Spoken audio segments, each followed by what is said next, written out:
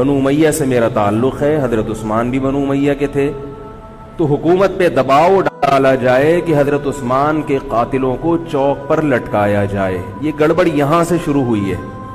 بات آ رہی ہے سمجھ میں؟ حکومت سے مطالبہ ہے کہ حضرت عثمان کے قاتلوں کو چوک پر لٹکایا جائے۔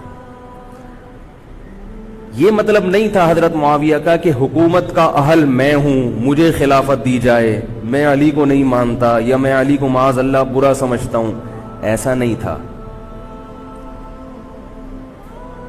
آج کل بعض لوگ یہ کہتے ہیں کہ حضرت معاویہ کے حکم سے حضرت علی کو گالیاں دی جاتی تھیں، یہ غلط ہے۔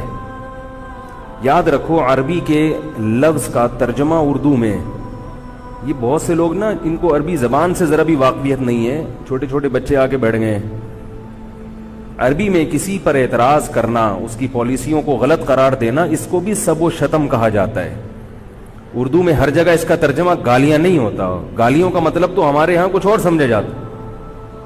آپ کسی پر اعتراض کر رہے ہو، اس کو تو سب و شتم کہا جائے گا۔ سب و شتم میں گالیاں بھی آتی ہیں، کسی کی پالیسیوں سے اختلاف کرنا، اس کی رائے پر رد کرنا، یہ بھی آتا ہے۔ لیکن اردو میں گالی کا مطلب برا لفظ ہے، گالی کوئی شریف آدمی نہیں دیتا۔ خیر، میں یہ عرض کر رہا تھا کہ حضرت عثمان رضی اللہ تعالی عنہ کے قاتلوں سے قصاص کا دعا کریں، میں جلدی سے اس موضوع کو سمیٹ کے آج ختم کر دوں۔ حضرت عثمان کے قاتلوں سے قصاص لیا جائے۔ حضرت علی رضی اللہ تعالی عنہ کا موقف یہ تھا کہ مدینہ میں حضرت عثمان کے قاتلوں کا جو ٹولہ ہے وہ اتنا مضبوط ہے کہ اگر میں نے ان سب کو پکڑ پکڑ کے لٹکانا شروع کر دیا تو مدینہ میں امن و امان کی صورتحال خراب ہو جائے گی۔ حکومت بھی دہشت گردی کے خلاف جب ایکشن لیتی ہے تو یہ سوچتی ہے نا کہ دہشت گردوں میں کتنی پاور ہے، تمیز سے، طریقے سے۔ اب یہ ایک اختلاف تھا جو بڑھنا شروع ہو گیا۔ اس اختلاف کے پیچھے نہ حکومت کی لالچ، نہ پیسے کی لالچ، نہ دولت، یہ سب الزامات ہیں اسلام دشمنوں کے جو انہوں نے صحابہ پر لگائے ہیں۔ نہ حضرت علی پر کوئی الزام لگایا جا سکتا ہے اس مسئلے میں، نہ حضرت معاویہ پر۔ رائے کا اختلاف ہے، رائے کا اختلاف۔ ابتدا میں حضرت معاویہ کے ساتھ بہت سارے صحابہ تھے، میں یہ تو نہیں کہہ رہا زیادہ، بہت سارے صحابہ، جن میں حضرت عائشہ رضی اللہ تعالی عنہا بھی تھی۔ بعد میں حضرت عائشہ رضی اللہ تعالی عنہا کا موقف تبدیل ہو گیا جب انہوں نے دیکھا کہ اس سے مسئلہ حل ہونے کے بجائے اور بگڑ رہا ہے۔ تو حضرت معاویہ نے حضرت علی کی بیعت سے انکار کیا، کہا کہ جب تک حضرت عثمان کے قاتلوں کو چوک پہ نہیں لٹکایا جاتا میں آپ کے ہاتھ پہ بیعت کرنے کے لیے تیار نہیں ہوں۔ یہ حضرت معاویہ کی رائے تھی۔ حضرت علی کی رائے یہ تھی کہ میرے لیے یہ فی الحال ممکن نہیں ہے، لہذا، اور اس سے ہو کیا رہا ہے، حکومت دو حصوں میں ڈیوائیڈ ہو رہی ہے۔ ان کی رائے یہ تھی کہ حضرت معاویہ رضی اللہ تعالی عنہ کو اپنے اس مطالبے سے دستبردار ہو کر میرے ہاتھ پہ بیعت کر لینی چاہیے۔ اور قرآن کا حکم ہے وَإِن طَائِفَتَانِ مِنَ الْمُؤْمِنِينَ اقْتَتَلُوا فَأَصْلِحُوا بَيْنَهُمَا فَإِن بَغَتْ إِحْدَاهُمَا عَلَى الْأُخْرَى فَقَاتِلُوا الَّتِي تَبْغِي حَتَّى تَفِيءَ إِلَى أَمْرِ اللَّهِ، کہ اگر مسلمانوں کا کوئی فریق بغاوت پہ اتر آئے، حکومت وقت سے لڑائی کرے، قاتل التی تبغی، تو جو طبقہ حکومت کو تسلیم نہیں کر رہا یا حکومت کے خلاف بغاوت کر رہا ہے اس سے قتال کرو۔ حضرت علی کا موقف یہ تھا کہ قرآن مجید کی یہ آیت مجھ سے مطالبہ کر رہی ہے کہ جو لوگ میرے ہاتھ پہ بیعت نہیں ہو رہے جبکہ میری خلافت قائم ہو چکی ہے، تو میں مسلمانوں میں تاکہ اختلاف اور انتشار نہ ہو، میں اس فریق کو تلوار کے زور سے بیعت کرنے پر مجبور کروں۔ بات آ رہی ہے سمجھ میں کہ نہیں آ رہی ہے؟ آج تو پولیس بھی نہیں بلا سکتے، موبائل ہی نہیں ہے بھائی، بند پڑے ہوئے، ورنہ میں پولیس بلوا لیتا آج آپ کو بات سمجھانے کے۔ لیکن میں کہتا ہوں کہ میں پولیس اگر بلواتا، اگر پولیس ہی کو سمجھ میں نہیں آئی، یہ بھی تو بڑا مسئلہ ہے۔ خیر، تو حضرت علی کا موقف یہ تھا، حضرت معاویہ کا موقف یہ تھا کہ حکومت کے خلاف بغاوت غلط ہے نا، جس کو حکومت مان لیا ہو، جب تک میں نے خلیفہ مانا ہی نہیں ہے تو میرا یہ عمل بغاوت نہیں کہلائے گا. یہ اختلاف رائے ہے، اور یہ اختلاف صحابہ میں بھی ہوا ہے، تابعین میں بھی ہوا ہے، ائمہ مجتہدین میں بھی ہوا ہے، اور آج تک ہوتا آ رہا ہے. اس قسم کے اختلافات مکمل ختم نہیں ہو سکتے. یہ صحابہ میں بھی ہوا ہے. قرآن و حدیث کو سمجھنے کا اختلاف کہا جاتا ہے اس کو. اور اس اختلاف کے بارے میں نبی صلی اللہ علیہ وسلم کی صحیح حدیث ہے، اذا اجتہد المجتہد فإن اصاب فله اجران وإن اخطأ فله اجر واحد. جب کوئی مجتہد اجتہاد کرتا ہے، کیا مطلب؟ قرآن و حدیث کو سمجھنے کی کوشش کرتا ہے، اگر وہ صحیح نتیجے پر پہنچ جائے تو اس کو 2 اجر ملتے ہیں، اگر غلط نتیجے پر پہنچے تو بھی 1 اجر ملتا ہے اس کو، اس لیے کہ اس کے بس میں جو تھا وہ اس نے کر لیا. اب پیغمبر تو موجود نہیں ہے جو آ کے بتائیں گے کہ یہ صحیح کر رہا ہے، یہ غلط کر رہا ہے. میں نے اپنے ایک استاد سے ایک مرتبہ پوچھا کہ حضرت یہ علماء میں جب اختلاف ہوتا ہے کسی مسئلے میں تو عوام بڑی پریشان ہوتی ہے، کیا کریں ہم؟ انہوں نے فرمایا کہ عوام کو یہ بتاؤ کہ ہم پیغمبر نہیں ہیں اور ہم پیغمبر سے براہ راست مسئلہ پوچھ نہیں سکتے. ہمارے پاس جو قرآن و سنت ہے اور جو فقہائے کرام نے اس قرآن و سنت کی تشریح کی ہے، جو فقہ کی کتابیں ہیں، ہم اس میں دیکھتے ہیں. اب اس میں 2 علماء کی رائے میں اگر اختلاف ہو جائے تو اس اختلاف کو ختم کرنے کا ہمارے پاس کوئی راستہ نہیں ہے. نبی ہوتے تو ہم پوچھ لیتے. جب راستہ نہیں ہے تو بھائی اللہ کے نبی نے فرما دیا کہ جو تمہارے بس میں ہے وہ کر لو. اگر درست بات تک پہنچ گئے ڈبل اجر، نہیں پہنچے تو بھی اجر. اس میں ہمیں بتا دیا کہ اسلام پر عمل کے لیے اتنا کافی ہے کہ جو تمہاری استطاعت میں ہے وہ کر لو. نہیں آئی بات سمجھ میں؟ اب یہ اختلاف چھوٹے مسائل میں بھی ہو سکتا ہے اور بڑے مسائل میں بھی ہو سکتا ہے. تیسری بھی ایک جماعت تھی. یہ 2 اختلاف تو پتہ چل گئے نا، حضرت علی کا موقف، حضرت معاویہ کا موقف. ایک تیسری جماعت تھی جو یہ کہتی تھی کہ نہ ہم حضرت علی کا ساتھ دیں گے نہ حضرت معاویہ کا، کیونکہ دونوں مسلمان ہیں، دونوں لڑ رہے ہیں، مسلمانوں کو ہم لڑتا ہوا نہیں دیکھ سکتے. ان کا موقف تھا حضرت علی رضی اللہ تعالیٰ عنہ ایک صحابی کے پاس گئے اور ان سے کہا کہ آپ میری جماعت میں شامل ہوں اور اہل شام کے خلاف میرے ساتھ مل کے لڑیں. وہ صحابی گئے کہ لکڑی کی تلوار اٹھا کے لائے. انہوں نے کہا کہ میں نے رسول اللہ صلی اللہ علیہ وسلم سے سنا ہے کہ فتنے کا دور ہوگا، مسلمان آپس میں لڑیں گے، تو تم اس وقت اپنی تلوار کو لکڑی کی بنا لینا. لکڑی کی تلوار کا مطلب جو کسی سے لڑنے کے کام نہ آئے. میں تو نہیں لڑ سکتا. اب حضرت علی نے یہ نہیں کہ اس پہ تلوار رکھ دی ہو کہ نہیں تو جائے گا، یا تو دائرہ اسلام سے خارج ہے، یا تو باغی ہے، ٹھیک ہے نہیں آ رہی سمجھ میں چھوڑ دو. آج جو فتنے کھڑے ہو رہے ہیں نا وہ اس پہ نہیں ہو رہے کہ صحیح کیا ہے غلط کیا ہے. فتنہ اس پر ہو رہا ہے کہ جو مجھے سمجھ میں آ رہا ہے وہ میں تھوپ کے اس کو مسلط کر دوں. مجھے اگر رفع الیدین سمجھ میں آ رہا ہے تو پوری دنیا رفع الیدین کیوں نہیں کر رہی، اور اگر مجھے ترک رفع الیدین سمجھ میں آ رہا ہے تو یہ چند لوگ رفع الیدین کیوں کر رہے ہیں. صحابہ کے دور میں رفع الیدین بھی ہوتا تھا اور ترک بھی ہوتا تھا، پھڈے نہیں ہوتے تھے. صحابہ کے دور میں زور سے آمین بھی تھی اور آہستہ آمین بھی تھی، جھگڑے نہیں تھے. صحابہ کے دور میں امام کے پیچھے فاتحہ پڑھنے والے بھی تھے اور امام کے پیچھے فاتحہ کو ناجائز اور حرام سمجھنے والے بھی تھے، مگر پھڈے بازی بولو بھائی نہیں تھی. تو حضرت علی رضی اللہ تعالیٰ عنہ نے ان صحابی کو مجبور نہیں کیا. حضرت علی کی فوج میں عمار ابن یاسر رضی اللہ تعالیٰ عنہ بھی تھے،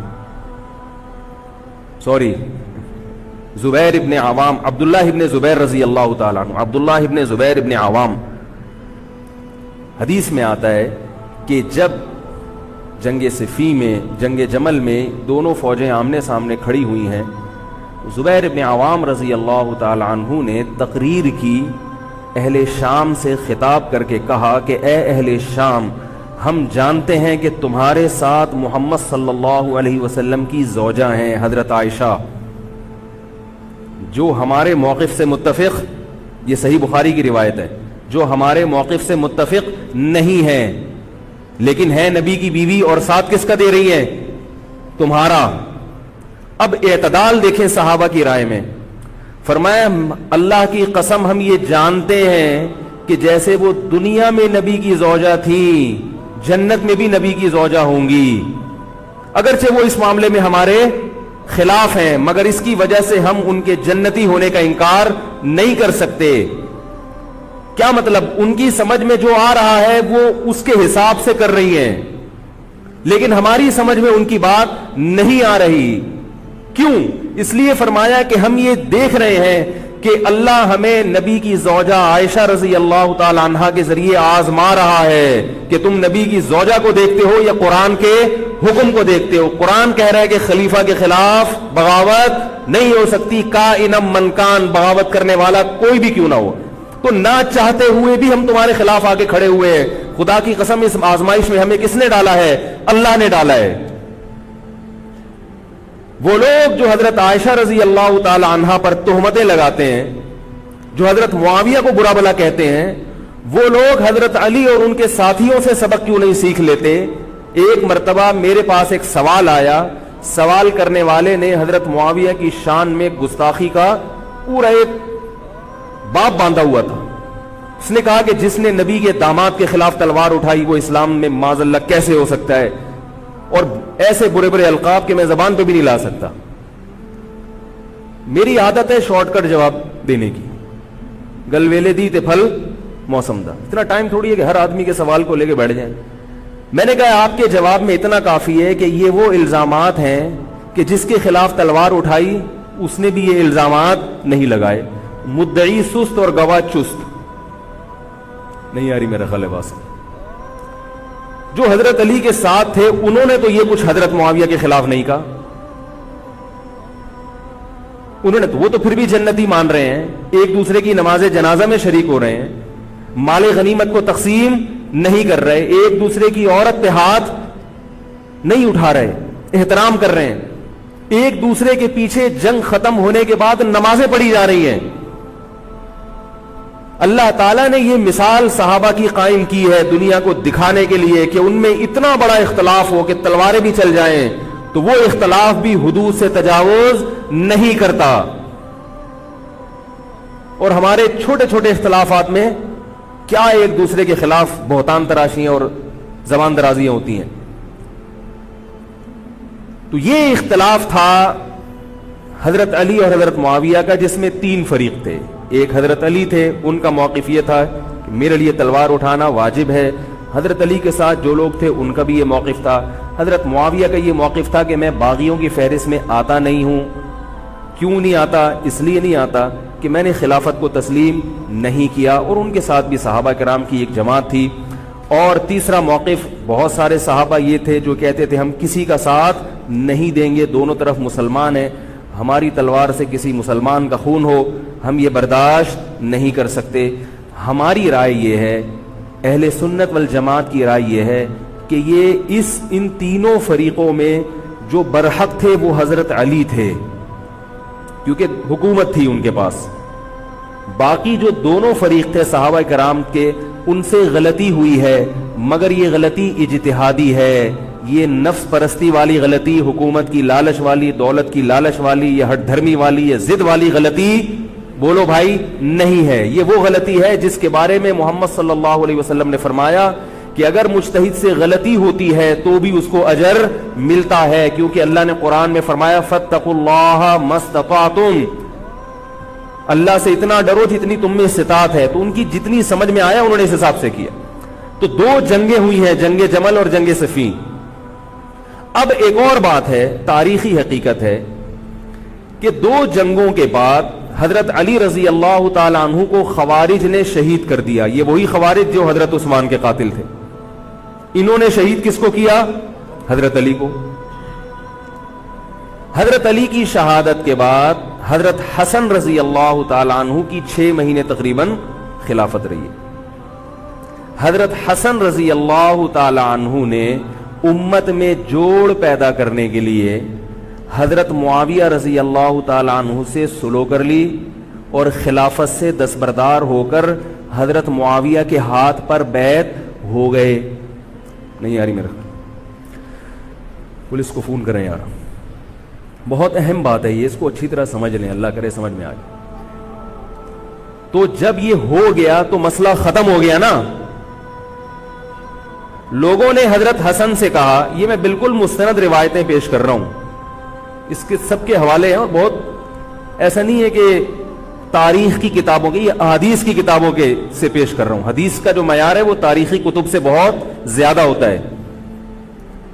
لوگوں نے حضرت حسن سے یہ کہا کہ یہ تو عار اور ذلت کی بات ہے کہ آپ کے والد نے جس کے خلاف 2 جنگیں لڑی ہوں, تو آپ اپنے والد کی جس سے دشمنی رہی ہو, بیٹا اس سے بیعت ہو رہا ہے. ہمارے ہاں اس کا تصور ہے. سیاسی لوٹے ہمارے ہاں بہت ہیں, مگر وہ بھی دنیاوی مفاد میں دائیں بائیں لڑکتے ہیں. آخرت کی خاطر کوئی اپنے ہوتے سے دستبردار ہو جائے, یہ نہیں ہوتا.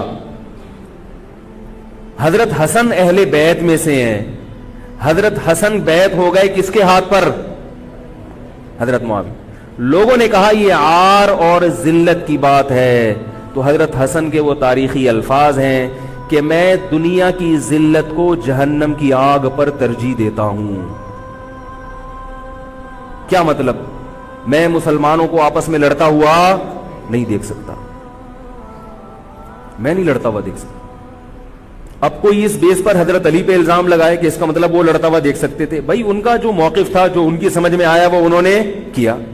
حضرت حسن کا موقف اپنے والد کے موقف سے مختلف تھا. یہ اختلاف رائے ہو سکتا ہے. ان کا موقف یہ تھا کہ بھئی حضرت معاویہ حکومت کے اہل ہوں یا نہ ہوں, یہ ایک الگ بحث ہے. اگر میں ان کے مقابلے میں متوازی حکومت قائم کروں گا تو پھر مطالبہ ہوگا حضرت عثمان کے قاتل سے قصاص, جو کہ ممکن نہیں ہے, اور پھر یہ لڑائی آگے چلے گی. بہتر ہے کہ دستبردار ہو جاؤ کہ حضرت آپ ہمارے خلیفہ ہیں, آپ ہمارے امیر ہیں. نبی صلی اللہ علیہ وسلم اس کی پیشگوئی پہلے کر چکے تھے. حضرت حسن رضی اللہ تعالیٰ عنہ کے بارے میں فرما چکے تھے کہ اللہ میرے اس بیٹے کے ذریعے مسلمانوں کے 2 فریق میں صلح پیدا کریں. تو جو اہل بیت سے محبت کرنے والے لوگ ہیں, ان کو بھی چاہیے کہ کوئی ایسا کام نہ کریں جس سے مسلمانوں میں دوبارہ سے اختلاف اور انتشار پیدا ہو جائے. جوڑ کی اہمیت شریعت میں زیادہ ہے. اب جب حضرت معاویہ کی خلافت قائم ہوئی ہے, حضرت معاویہ نے حضرت حسن رضی اللہ تعالی عنہ کے اکرام میں کوئی کسر نہیں چھوڑی. اس پر متواتر روایات ہیں کہ حضرت معاویہ جتنا حضرت حسن کا اکرام کیا کرتے تھے, اتنا کسی کا اکرام نہیں کرتے تھے. بہت زیادہ آپ کو عزت دی حضرت معاویہ رضی اللہ تعالیٰ عنہ نے. حضرت معاویہ کے بعد یزید کی خلافت قائم ہوئی ہے, حکومت قائم ہوئی ہے. حضرت معاویہ صحابی رسول تھے. بہت سارے صحابہ کو آپ کے طریقہ حکومت پر اعتراض تھا, کیونکہ بہرحال باقاعدہ سلیکشن نہیں ہوئی تھی. لیکن پھر بھی صحابہ کرام نے, جب حضرت حسن بیعت ہو گئے تو باقی کس کو اعتراض کا ہوگا بھائی. پھر حضرت معاویہ رضی اللہ تعالیٰ عنہ کے دور میں بہت جہاد ہوا ہے. اسلامی خلافت, ہمارا جو بر صغیر میں اسلام آیا ہے, اس کا بہت بڑا حصہ حضرت معاویہ کے دور میں اسلام آیا. یہاں حضرت معاویہ کے بعد جب یزید خلیفہ بنا ہے مسلمانوں کا, تو بہت سارے صحابہ نے یزید کے ہاتھ پہ, بہت سارے تو نہیں, چند صحابہ نے یزید کے ہاتھ پر بیعت کرنے سے انکار کر دیا. وہ اتنے تھوڑے صحابہ ہیں جن کو انگلیوں پہ گنا جا سکتا ہے, جن میں حضرت حسین بھی تھے, حضرت حسن نہیں, حضرت حسن کے بھائی, بولو بھائی, حضرت حسین. جمہور صحابہ کا موقف یہ تھا کہ یزید کا طریقہ خلافت اگرچہ غلط ہے, طریقہ حکومت اگرچہ غلط ہے, مگر رسول اللہ صلی اللہ علیہ وسلم کی صحیح احادیث موجود ہیں. نبی صلی اللہ علیہ وسلم نے فرمایا, صحیح بخاری کی حدیث ہے, اسمعوا واطیعوا ولو سلط علیکم رجل حبشی کأن رأسہ ذبیبہ. آپ صلی اللہ علیہ وسلم نے فرمایا, سنو اور اطاعت کرو, اگرچہ تم پر کوئی حبشی غلام مسلط کر دیا جائے جس کا سر کشمش کی طرح پچکا ہوا ہو. کیا مطلب؟ سلیکشن نہیں ہوئی بلکہ زبردستی مسلط ہو گیا کسی بھی طرح سے, اور جو مسلط ہوا وہ کسی بھی لحاظ سے حکومت کرنے کا اہل نہیں ہے, غلام ہے. غلام کبھی بھی حکومت کا اہل نہیں ہوتا, اور غلام بھی حبشی, کالا کلوٹا, گوروں سے جس کو ویسے ہی تبھی نفرت ہو, بھائی ہم سارے سفید ہیں اور یہ ایک بلیک کہاں سے آ گیا دوسری قوم کا آدمی.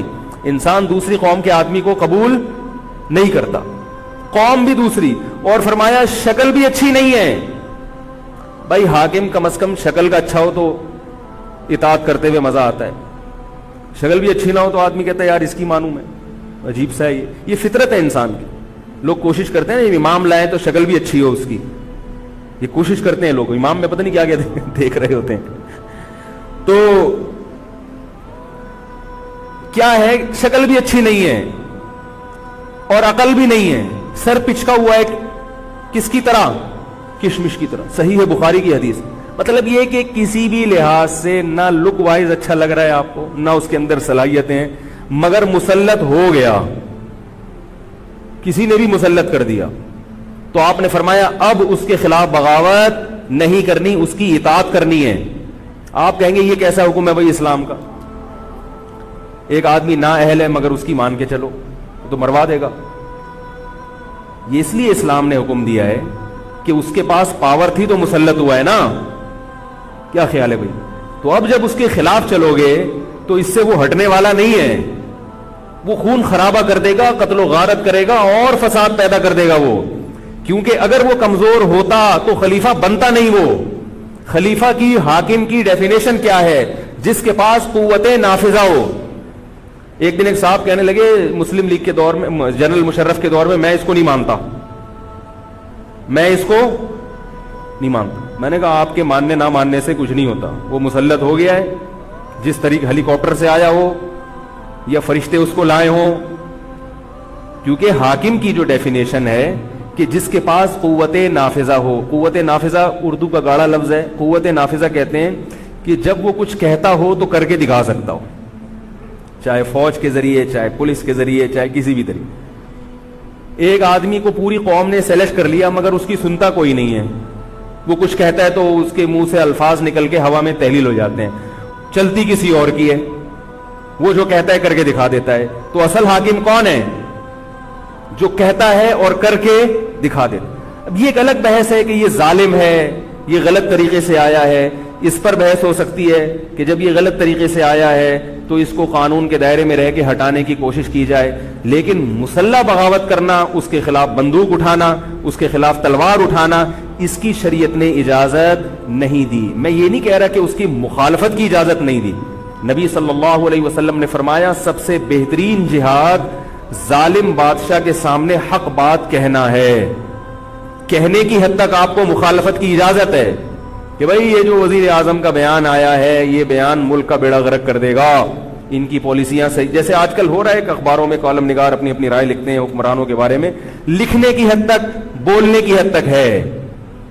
آپ مسلح دستہ لے کے بغاوت کرنے پر آ جائیں, اس کی شریعت نے اجازت, بول لو بھائی کچھ نہیں ہوتا. یہ قرآن اور سنت سے بات ثابت ہے, اس کی شریعت نے اجازت نہیں دی ہے. کیونکہ آپ یہ کریں گے تو اللہ نے دنیا کو اسباب کے ساتھ جوڑا ہوا ہے. آپ کے پاس کچھ بھی نہیں ہے, نہ آپ کے پاس ٹینک ہے, نہ آپ کے پاس آرمی ہے, نہ آپ کے پاس پولیس ہے, آپ کے پاس صرف جذبہ ہے. خالی جذبہ اگر کارآمد ہوتا تو نوح علیہ الصلوۃ والسلام اور آپ کے ساتھ جو 40 افراد تھے ان میں بہت جذبہ تھا, مگر ایک طرف پوری دنیا تھی. اللہ نے جہاد کا حکم نہیں دیا. اللہ تعالیٰ نے اس دنیا کو صرف جذبات کے ساتھ یا ایمان کے ساتھ منسلک نہیں کیا, اس دنیا کو دارالاسباب بنایا ہے. جذبے کے ساتھ ساتھ کچھ طاقت اور قوت بھی ہونی چاہیے, اور یہ قوت حکومت کے پاس ہوتی ہے, پبلک کے پاس بول لو یار نہیں.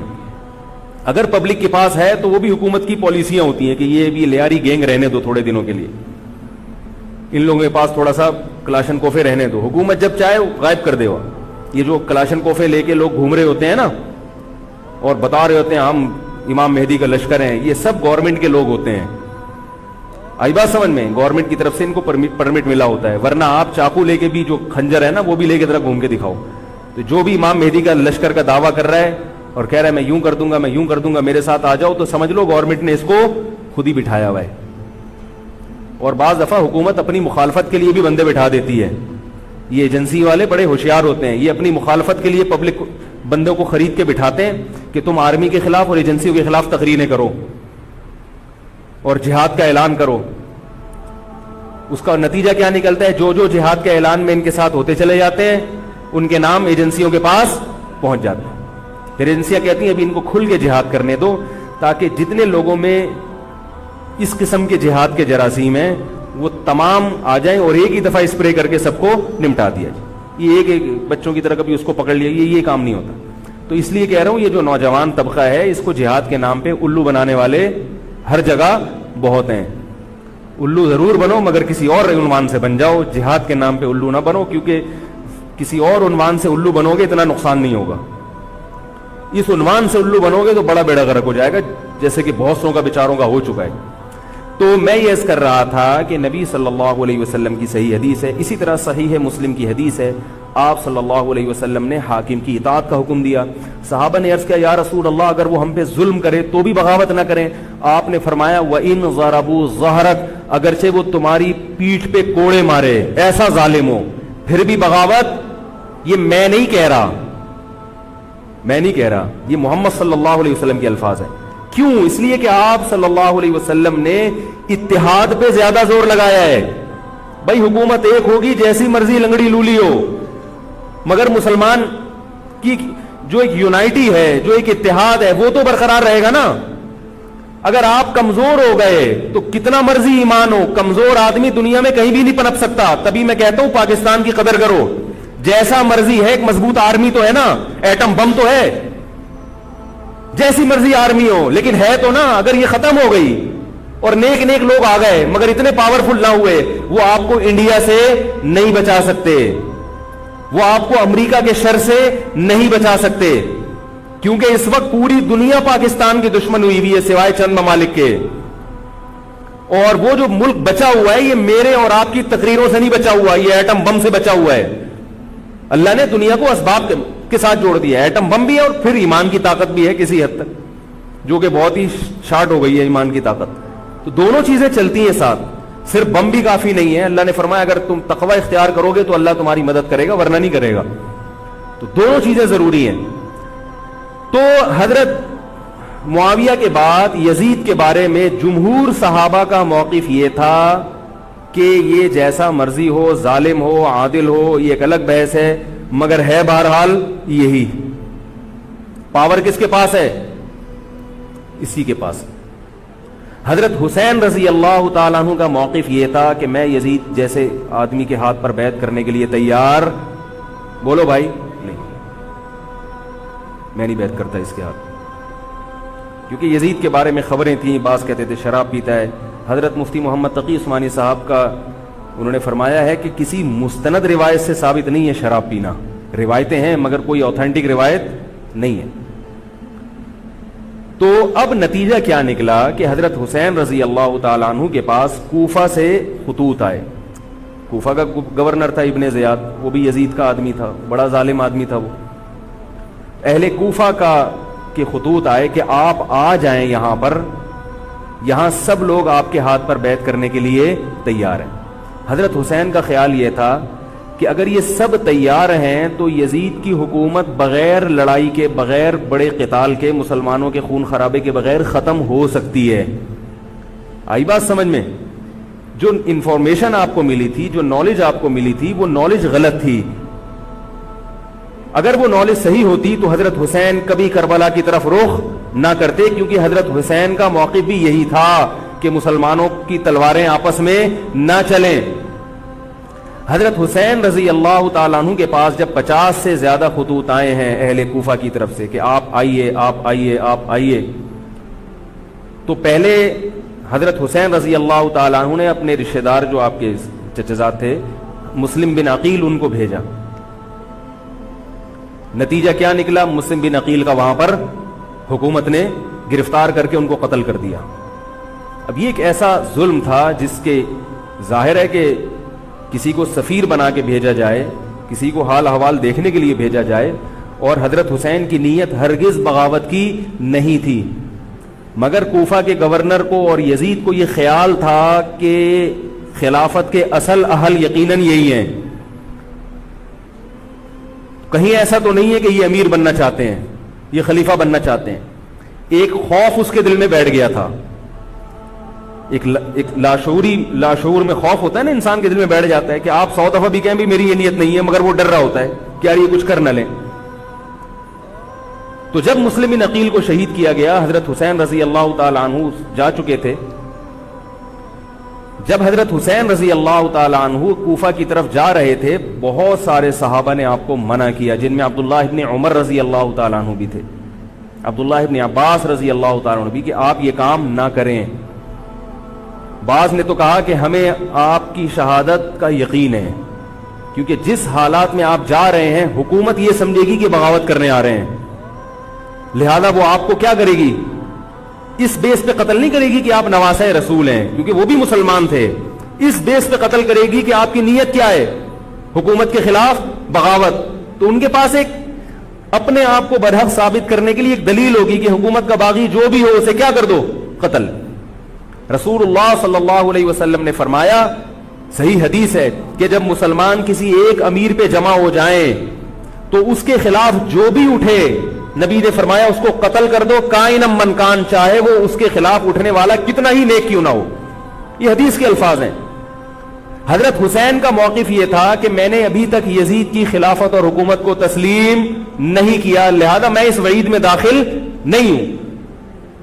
اب ہوا یہ ہے کہ حضرت حسین رضی اللہ تعالی عنہ جب گئے ہیں اور کربلا کے مقام پہ پہنچے ہیں، تو وہاں آپ رضی اللہ تعالیٰ عنہ کو مسلم بن عقیل کی شہادت کا بھی پتہ چلا، اور اندازہ ہوا، میں بہت شارٹ کر کے سنا رہا ہوں، اندازہ ہوا کہ حالات ایسے نہیں ہیں جیسے میں سمجھ رہا تھا.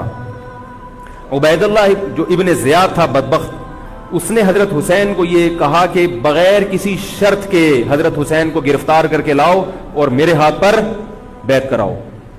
یہ رسول اللہ صلی اللہ علیہ وسلم کے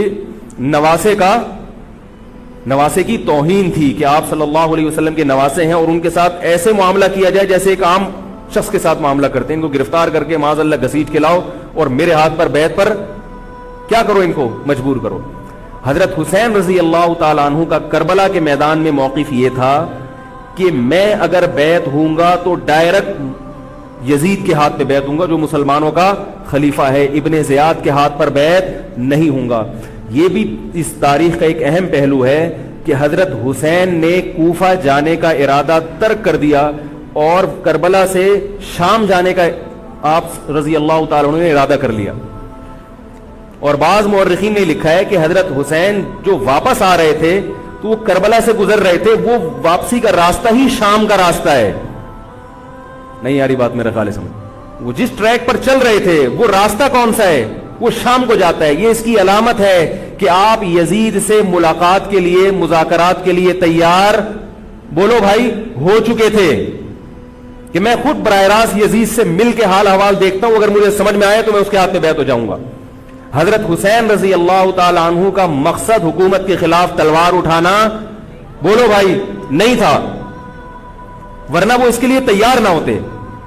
مگر جو ابن زیاد تھا اس نے حضرت حسین رضی اللہ تعالی عنہ اور آپ کے ساتھ جتنے اہل بیت تھے ان پر ظلم یہ کیا اس بدبخت نے کہ اس نے انہیں شام جانے کا راستہ نہیں دیا اور اس میں اپنی توہین محسوس کی کہ میرے ہاتھ پر بیعت کیوں نہیں ہو رہے، اور لشکر بھیجا جس لشکر نے چاروں طرف سے حضرت حسین رضی اللہ تعالیٰ عنہ کو گھیرا. حضرت حسین نے کہا کہ میں عزت کی جو موت ہے اس کو ذلت کی زندگی پر ترجیح دیتا ہوں. کوئی بھی غیرت مند ہوتا تو اس وقت یہی کرتا کہ بھئی جب میں اپنے دعوے سے بھی دستبردار ہو گیا اور میں شام جانے کے لیے بھی تیار ہو گیا، اب میرا راستہ روکنے کی کیا حقیقت ہے. اللہ تعالی کوفہ کے گورنر کے ذریعے حضرت حسین کا قتل کروانا چاہتے تھے تاکہ اس کی بدبختی ساری دنیا کے سامنے ظاہر ہو جائے. اگر حضرت حسین پھر بھی تلوار چلاتے، پھر بھی لڑتے، تو حضرت حسین پر یہ الزام لگایا جا سکتا تھا کہ معاذ اللہ آپ باغیوں میں ہیں. تو اللہ تعالیٰ نے اپنے نبی کے نواسے کو اس الزام سے محفوظ رکھا اور آپ نے لڑائی کا ارادہ ترک کر دیا. حضرت حسین نے کربلا کے میدان میں جو لڑائی لڑی ہے وہ اقدامی لڑائی نہیں تھی، وہ دفاعی لڑائی تھی.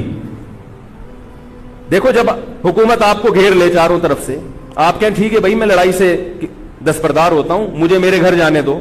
حضرت حسین کا ایک مطالبہ یہ بھی تھا کہ یا تو مجھے واپس جانے دو مدینہ، میں جہاں سے آیا ہوں وہیں جا رہا ہوں واپس، مکہ جانے دو یا مدینہ جانے دو. ان کا ایک مطالبہ تھا کہ نہیں, ان کو گرفتار کر کے لاؤ اور زبردستی ہمارے ہاتھ پر بیعت کراؤ. یہ ظلم تھا. نتیجہ کیا نکلا ہے کہ کربلا کے میدان میں آپ کو گھیر کر آپ کو بھی شہید کر دیا گیا, اور جتنے اہل بیت تھے مرد سوائے امام زین العابدین کے جو حضرت حسین رضی اللہ, حضرت حسن کے بیٹے تھے, ان کے علاوہ جتنے بھی اہل بیت تھے ان سب کو قتل کر دیا گیا. اور یہ اسلامی تاریخ پر ایک بدنما داغ ہے یہ واقعہ کہ ایک اسلامی حکومت تھی اور اس کے اسلامی حکمران تھے, اور ان حکمرانوں کے ہاتھوں محمد صلی اللہ علیہ وسلم کے نواسے کا سر جو ہے وہ گردن اڑائی گئی ہے. مجھ سے خدا کی قسم یہ الفاظ ادا نہیں ہو رہے, میں اپنے جذبات پہ بہت زیادہ کنٹرول کر رہا ہوں. وہ منظر کیا ہوگا کہ جب نبی صلی اللہ علیہ وسلم کے نواسے, آپ صلی اللہ علیہ وسلم کے نواسے کی گردن اڑائی گئی ہوگی. تو یہ بہت ایک اسلامی تاریخ میں ایک بدترین واقعہ ہے. لیکن بات یہ ہے کہ جب یہ واقعہ ہو گیا اور قتل کر دیا گیا, باقی جتنے بھی جو زندہ بچے تھے اہل بیت وہ یزید کے پاس لے جائے گئے. روایات میں آتا ہے کہ یزید نے ان کا اکرام کیا اور ان کو عزت کے ساتھ تحفے تحائف دے کر واپس کیا. یہ جو کربلا کے واقعات میں جو ظلم کی داستانیں اضافی بیان کی جاتی ہیں, اس کا مستند تاریخی روایات سے کوئی ثبوت بولو بھائی نہیں ملتا. اب لوگوں نے اپنی دکانیں چمکا لی ہیں, پانی نہیں تھا, کئی دنوں سے کھانا نہیں ملا. صحیح روایات سے ثابت ہے کہ حضرت حسین رضی اللہ تعالیٰ عنہ کربلا کے میدان میں وضو کر کے نماز پڑھتے تھے, تو پانی تھا تو. اور بعض نے یہ کہا کہ اہل بیت کی عورتوں کی عزتیں اچھالی گئی ہیں. آپ اس طرح کی باتیں کر کے اہل بیت سے محبت کا اظہار کر رہے ہو یا ان کی توہین کر رہے ہو؟ بولو بھائی. اگر کوئی عزت دار پاک دامن عورت ہو, بالفرض اس کی عزت پہ ڈاکہ ڈلتا ہے بالفرض, تو آپ اس بات کو چھپاؤ گے نا, آپ جھوٹ بولو گے, بولو گے نہیں بھائی اس کی عزت پہ کوئی آنچ نہیں آئی ہے. کیونکہ جب عورت کی عزت کو آپ کوئی تار تار کر دے اور آپ ممبر پہ بیٹھ کے اس کو بتا دو, تو وہ عزت تار تار ہونے سے اتنی بے عزتی نہیں ہوگی جتنی اس بات کو بیان کرنے سے اس کی بے عزتی ہوگی. حقیقت یہ ہے کہ کسی مستند روایت سے ثابت نہیں ہے کہ اہل بیت کی عورتوں کی عزتوں کو اچھالا گیا. وہ نبی کے گھرانے کی عورتیں تھیں, ان کا ناخن بھی کوئی نامحرم مرد نہیں دیکھ پاتا تھا. دوپٹہ اتر گیا زینب کا اور زینب کی چادر چھن گئی, یہ سب غلط ہے, یہ سب من گھڑت باتیں ہیں. چونکہ وہ بہرحال مسلمان تھے جو حضرت حسین کے خلاف لڑ رہے تھے, ظالم تھے, اس میں کوئی شک نہیں ہے. اس سے بڑا ظلم اس کائنات میں ہوا نہیں ہوگا کہ ایک شخص جو اپنے آپ کو مسلمان کہتا ہے اور وہ نبی کے نواسے کو قتل کر دے اور اہل بیت کو قتل کر دے. اسلامی سیاست میں اتنی گندی تاریخ ہمیں کبھی بھی نہیں ملتی. حضرت عثمان کا بھی قتل ہوا, وہ بھی بہت بڑا ظلم تھا, مگر یہ ظلم اس ظلم کی نوعیت سے بڑھ کر تھا, کیونکہ حضرت عثمان کا قتل حکومت کے ہاتھوں نہیں ہوا ہے, باغیوں کے ہاتھوں ہوا ہے. یہاں حضرت حسین کا قتل کس کے ہاتھوں ہوا ہے؟ حکومت کے ہاتھوں ہوا ہے, جس پر لوگ بیعت کر چکے تھے. تو یہ اسلامی تاریخ میں ایک بہت بڑا بدنما داغ ہے, مگر اس کو بیان جس انداز سے کیا جاتا ہے اور جتنے قصے کہانیاں من گھڑت سنائے جاتے ہیں ان کا حقیقت سے تعلق نہیں ہے. ہماری نظر میں چاہے پانی بند کیا ہو یا نہیں کیا ہو, کھانا ملا ہو یا نہیں ملا ہو, ہماری نظر میں حضرت حسین رضی اللہ تعالی عنہ کا سر قلم کر دینا ہی کائنات کا بدترین ظلم ہے. یہی ایسا ظلم ہے کہ جس پر جتنا غم کیا جائے کم ہے. غم منایا نہیں, غم کیا جائے. منانا الگ چیز ہے, غمزدہ ہونا الگ چیز ہے. لیکن جو آگے اس میں تڑکا لگایا جاتا ہے اس کا حقائق سے تعلق بولو بھائی نہیں ہے. یہ دکانیں ہیں جو چمکائی, اس میں سب برابر ہیں, شیعہ بھی سنی بھی. بہت سارے سنی علماء بھی کربلا کے واقعے کو بہت ہی بھیانک انداز سے بیان کرتے ہیں, اور مقصد کیا ہوتا ہے؟ پبلک کو رلانا. ایک رونا وہ ہوتا ہے جو خود سے آئے, اور ایک رونا ہوتا ہے باقاعدہ آپ کو آرڈر پہ رونے کے لیے اور رلانے کے لیے بلایا جائے. وہ رمضان میں نے بتایا تھا نا کہ میں نے ختم قرآن پہ دعا کی تو مجھے رونا آ گیا, بہت زیادہ رونا آیا. اگلے دن ایک صاحب کہنے لگے مولوی صاحب آج بھی ایسی ایک دعا ہو جائے. میں نے کہا میں آرڈر پہ نہیں روتا, میں آرڈر پہ نہیں روتا. اب تو آ بھی رہا ہوگا تو نہیں آئے گا. نہ انسان کسی کے مشورے سے ہنس سکتا ہے اور نہ انسان کسی کے مشورے سے رو. اگر آپ کسی کے مشورے پہ رو رہے ہیں اس کا مطلب ڈرامے بازی. آپ کو فلم کا ایکٹر ہونا چاہیے, آپ کو ڈرامے جوائن کرنے چاہیے, وہاں آپ اچھے چل سکتے ہیں. جیسے کہ ہمارے ایک مشہور اسکالر ہیں, ان کے بارے میں لوگ یہ کہتے ہیں ان کو فلموں میں ہونا چاہیے تھا, پتہ نہیں یہ جیو پہ کیوں آ رہے ہیں. وہ آرڈر پہ روتے بھی ہیں, آرڈر پہ. اب چونکہ یوٹیوب کا دور ہے, میں پہلے جو کربلا کے واقعات جو لوگ بیان کرتے ہیں ان کی تقریریں نہیں سنتا تھا. اب کیا ہوتا ہے, بعض دفعہ بیٹھے ہوئے ہیں کہیں سفر پہ جا رہے ہیں تو یوٹیوب کی ویڈیو, ہم نے کہا چلو یار ہم بھی سن لیں. ایسی چہک چہک کے منہ بنا بنا کے گھما گھما کے تقریریں ہوتی ہیں, لگتا ہے کہ یہ باقاعدہ ایک ڈرامہ ہے, اداکار ہے, فنکار ہے جس کو ڈرامے بازی کے لیے یہاں. یہ حضرت حسین کی شہادت کو کیش کرا رہے ہیں. یہ حضرت حسین سے محبت کرنے والے نہیں ہیں, یہ ان کی شہادت کو. دیکھو اس کی مثال ایسے جیسے کوئی محلے میں مر گیا, کسی سیٹھ کا بیٹا مرا, اب آپ کو سیٹھ سے قرضہ چاہیے تو سب سے زیادہ آپ روگے نا, تاکہ سیٹھ صاحب سمجھیں کہ محبت سب سے زیادہ کس کو ہے, آپ کو. تو آپ اس کی بیٹے کی موت کو کیا کرا رہے ہو, کیش کرا رہے ہو. بعض لوگ کسی کی شہادت کو کیش کراتے ہیں, کسی پہ ظلم کو کیش کراتے ہیں. تو میں پھر عرض کروں کہ بہت بدترین واقعہ ہے حضرت حسین رضی اللہ تعالیٰ عنہ کا سر لے جایا گیا یزید کے پاس. یزید بدبخت نے چھڑی سے آپ کے ہونٹوں کو چھوا. وہاں صحابی رسول نے فرمایا کہ ایسا مت کرو. فرمایا اللہ کی قسم میں نے ان ہونٹوں پہ بارہا محمد صلی اللہ علیہ وسلم کے ہونٹ رکھے ہوئے دیکھا ہے. بارہا میں نے دیکھا ہے کہ محمد صلی اللہ علیہ وسلم نے ان ہونٹوں کا بوسہ لیا ہے. بارہا میں نے دیکھا ہے. ان صحابی کے دل پہ کیا گزر رہی ہوگی جو حضرت حسین کے ساتھ یہ حرکت دیکھ رہے ہوں گے, جبکہ اسی حسین کو انہوں نے بارہا نبی کی گود میں بھی دیکھا اور بارہا نبی کے ہونٹوں کو بھی ان ہونٹوں سے مس ہوتے ہوئے دیکھا. تو جب یہ سر ان کے سامنے رکھا ہوگا اور اس کے ساتھ یہ حرکت ہو رہی ہوگی, ان صحابی کے جذبات کیا ہوں گے. مگر اس کے باوجود جو بتانے کی بات ہے, جو میں بتانا چاہتا ہوں, انہوں نے یزید کے خلاف بغاوت نہیں کی کہ جس یزید نے حضرت حسین کا یہ حشر کر دیا ہو, اگر اس کے خلاف بغاوت ہوگی تو باقی مسلمانوں کا کیا حشر کرے گا. اس میں صبر کی تلقین بھی صحابہ نے بتائی ہے کہ حاکم کے مظالم کو برداشت کیا جائے, زبان سے اس کو ہائی لائٹ کیا جائے کہ غلط ہو رہا ہے, تلوار نہ اٹھائی جائے. بات نہیں آ رہی میرے خیال ہے سمجھ میں, کیونکہ آج ایک واقعہ ہوا ہے ورنہ کربلا جیسے درجنوں اور واقعات ہو جائیں گے. تو صحابہ کرام کی سیرت میں ہمیں ہر طرح کے اسباق ملتے ہیں. تو میں یہ عرض کر رہا تھا کہ یہ ہے وہ کربلا کا واقعہ جس کا میں نے آپ کو خلاصہ بیان کیا. اس کے بعد کیا ہوا ہے کہ یہ جو بنو امیہ کی حکومت تھی, اس کی وہ ویلیو صحابہ کرام کے دل میں نہ رہی جو پہلے کسی حد تک برقرار تھی. یہ بہت ایک حکومت کے خلاف لوگوں کے دل میں بغض پیدا ہو گیا اور بالآخر بغاوتیں شروع ہوئیں. لیکن جمہور صحابہ کا موقف پھر بھی یہی تھا کہ حکومت کے خلاف بغاوت جائز, بولو بھائی, نہیں. اور اسی طرح کے ظالم لوگ آتے رہے اور انہی کی اولادوں میں بنو امیہ میں اللہ نے پھر عمر ابن عبدالعزیز کو پیدا کیا. عمر ابن عبدالعزیز بھی انہی ظالم لوگوں کی اولاد تھے, مگر اسلام چونکہ قیامت تک رہنے کے لیے آیا ہے تو اللہ کو اپنا دین محبوب ہے, اللہ غیب سے انتظام کرتے ہیں. عمر ابن عبدالعزیز جیسے ہی حکومت میں آئے ہیں, خلیفہ بنے ہیں, آپ رضی اللہ تعالی عنہ نے وہ بنو امیہ کی جو جاہلانہ چیزیں تھیں ان سب کو ختم کر دیا. حکومتی ملکیت کو جو ذاتی خزانہ لوگ سمجھنا شروع کر دیا تھا اس کو ختم کیا. عمر بن عبدالعزیز کی ایک تاریخ ہے, ان کو 5واں خلیفہ راشد کہا جاتا ہے. علم حدیث کو مرتب کیا گیا, فقہ کو مرتب کیا گیا, حدیث کا علم ضائع ہو رہا تھا.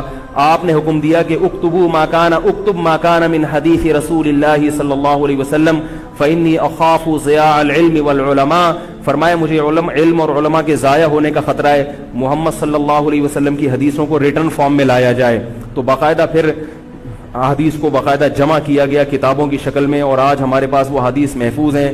فقہاء کرام کا دور آیا تو اللہ تعالیٰ نے حضرت عمر بن عبدالعزیز کے دور میں امت کو الحمدللہ دوبارہ جمع کر دیا. عمر بن عبدالعزیز کے بعد پھر بغاوتیں ہوئیں, بالآخر بنو امیہ کی حکومت کا خاتمہ ہوا, بنو عباس کی حکومت آئی, مگر بنو عباس کی حکومت آنے سے بنو امیہ کی حکومت مکمل ختم نہیں ہوئی. وہی ہوا کہ آپ نے اچھی نیت سے بغاوت کی مگر اس کا نقصان زیادہ. وہ کیا ہوا, بنو امیہ بھاگ گئے, اندلس میں حکومت قائم کر لی, اور ادھر بنو عباس کی. تو یہ تاریخ میں پہلا واقعہ تھا کہ اسلامی خلافت دو حصوں میں ڈیوائیڈ ہو گئی. اس کے بعد آج تک ایک جگہ مسلمان جمع نہیں ہو سکے. کیوں؟ مسلمانوں نے اس حدیث کی مخالفت کی کہ امیر کے خلاف بغاوت, بولو بھائی, نہیں کرو. اب میں آپ سے ایک بات کہتا ہوں کہ بالآخر ڈیوائیڈ ہوتے ہوتے ہوتے ہوتے آج پتہ نہیں کتنے سارے اسلامی ملک بن گئے. پاکستان میں الگ ہے, سعودی عرب کی پالیسیاں الگ ہیں, دبئی الگ چل رہا ہے, قطر اور سعودیہ کا پھڈا ختم نہیں ہو رہا. 1920 تک تو پھر بھی خلافت عثمانیہ تھی, اگرچہ پوری دنیا پہ نہیں تھی. ہندوستان میں الگ حکومت تھی, خلافت عثمانیہ الگ تھی, اندلس میں الگ حکومت تھی, مگر پھر بھی مسلمانوں کی 3-4 بڑی بڑی حکومتیں تھیں جو ایک, اور کسی حد تک ان میں اتحاد تھا. 1920 میں وہ بھی ختم, اور اتنے سارے ممالک وجود میں آ گئے, سب کی الگ الگ پالیسیاں ہیں. اب جو آدمی خلافت کے نام پہ جہاد کی بات کرتا ہے وہ لوگوں کو ایک امیر پہ جمع نہیں کرے گا. جتنے ملک بن چکے ہیں نا, ان کو مزید توڑ کے, اگر یہ 20 ہیں تو 40 بنا دے گا ان کو. بہت مشکل ہے سمجھانا بھائی. اب اگر کوئی کہتا ہے نا ظالم حاکم کے خلاف تحریک چلاؤ, آؤ ہمارے ساتھ مسلح بغاوت میں شامل ہو, ہم حکومت کے خلاف تلوار اٹھائیں گے, تو نتیجہ کیا نکلے گا؟ یہ سارے مل کے ایک امیر نہیں بن جائیں گے. یہ اگر 20 ہے نا تو کتنے ہو جائیں گے؟ بولو بھائی, 40. جیسے جو جماعت المسلمین بنی نا کہ 4 فقہ ہیں, حنفی, شافعی, مالکی, ہم نہیں مانتے, تو سب کو ختم کرو, ایک بناؤ. تو اس ایک بننے سے یہ ختم نہیں ہوئے, بلکہ 4 کے بعد کتنے ہو گئے؟ 5 ہو گئے. نہیں آ رہی بات میرا خیال؟ آ رہی ہے الحمدللہ. اور بھی جو بھی اس کی باتیں کر رہے ہیں نا, امت کو اتحاد کے لیے آ جاؤ, میرے پاس آ جاؤ, تو وہ 6واں بنا رہا ہے, 7واں بنا رہا ہے, پھر 8واں بنا رہا ہے, ایسے بنتے چلے آ رہے ہیں. او بھائی جو ہے وہاں بریک لگا دو, اللہ کا واسطہ روک دو ان کو, کوئی بات نہیں, 4 ہیں, جو جس کو فالو کرے ٹھیک ہے, کچھ نہیں ہوتا اس سے, ہمیشہ سے چلے آ رہے ہیں. تو اب اگر ایک خلیفہ نہیں ہے, ہونا تو چاہیے ایک ہی خلیفہ, نہیں ہے تو جو ہے اسی پہ گزارا کرو, ورنہ اس سے بھی جاؤ گے, تمہاری کوئی مضبوط طاقت اور قوت ہوگی نہیں. کافر جب چاہے گا تمہیں ٹیشو پیپر کی طرح استعمال کر کے پھینک دے گا. تو کربلا کے واقعہ سے ہمیں کیا سبق ملتا ہے؟ کہ علامہ ابن تیمیہ رحمہ اللہ تعالی فرماتے ہیں کہ جمہور صحابہ کی جو رائے تھی, حضرت حسین رضی اللہ تعالیٰ عنہ کی بھی اپنی ایک رائے تھی, مگر ابن تیمیہ رحمہ اللہ فرماتے ہیں کہ اگر حضرت حسین رضی اللہ تعالیٰ عنہ کربلا کی طرف خروج نہ کرتے تو ابن تیمیہ کی رائے یہ ہے کہ یہ زیادہ بہتر تھا. اب آپ کہیں گے کہ صحابی رسول کی رائے سے اختلاف کر رہے ہیں, نہ, وہ کہہ رہے ہیں وہ جو جمہور صحابہ تھے جو حضرت حسین کو منع کر رہے تھے وہ بھی تو صحابہ تھے. حضرت حسن بھی تو صحابی تھے. حضرت حسن نے حضرت معاویہ کے خلاف لڑائی نہیں لڑی. تو صحابہ کی 2 رائے تھی, جمہور ایک طرف تھے. تو فرماتے ہیں اگر یہ نہ ہوتا تو زیادہ بہتر تھا. لیکن حضرت حسین رضی اللہ تعالی عنہ کے بارے میں ہمارا موقف یہ ہے کہ وہ یہ سب کچھ اس وقت کے جو حالات تھے اس میں کوئی بھی ہوتا اور غیرت مند ہوتا تو وہ یہ کرنے پر مجبور تھا. اور اس میں دھوکہ کس نے دیا حضرت حسین کو؟ اہل کوفہ نے, جس کا حضرت حسین کو علم نہیں ہو سکا. اب میں آپ سے ایک بات عرض کر رہا ہوں, یہ تو میں نے کربلا کی تاریخ کا آپ کو خلاصہ بیان کیا ہے. اس میں جو میں نے ایک دعویٰ کیا کہ اس میں مظالم جو بیان کیے جاتے ہیں اس میں غلو ہے بہت, اس غلو کی ایک دلیل گل ویلے دی تے پھل موسم دا. اب میں آپ کو تاریخی کتابوں کے حوالے دوں, وہ بہت لمبی بات ہوگی, اس میں بہت تضاد ہے.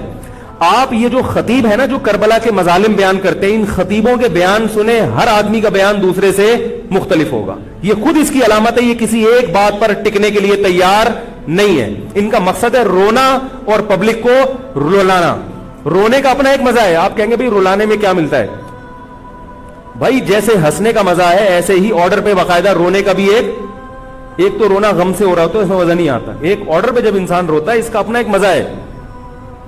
تو اللہ کے بندو, حضرت حسین کی شہادت کو کیش مت کراؤ. صحابہ کرام پہ جو مظالم ہوئے ہیں ان کو آپ اپنی ذات کو چمکانے کا اور اپنی دکانداری کا ذریعہ نہ بنائیں, چاہے کوئی سنی ہو یا شیعہ ہو. بعض سنی لوگ بھی بڑا تڑکا لگاتے ہیں اس میں.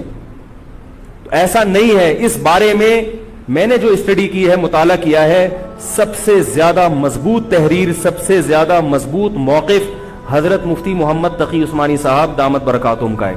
حضرت مفتی محمد تقی عثمانی صاحب دامت برکاتہم کی شخصیت ایسی ہے، دیکھو جو مولوی ہوتا ہے نا وہ مولویوں کو سمجھتا ہے، پبلک نہیں سمجھتی. ڈاکٹر کو پتا ہے نا کہ کون سا ڈاکٹر اچھا ہے کون سا گڑبڑ ہے. عام آدمی تو اس کو اچھا سمجھیں گے جو لوگوں کو الو بنا رہا ہے.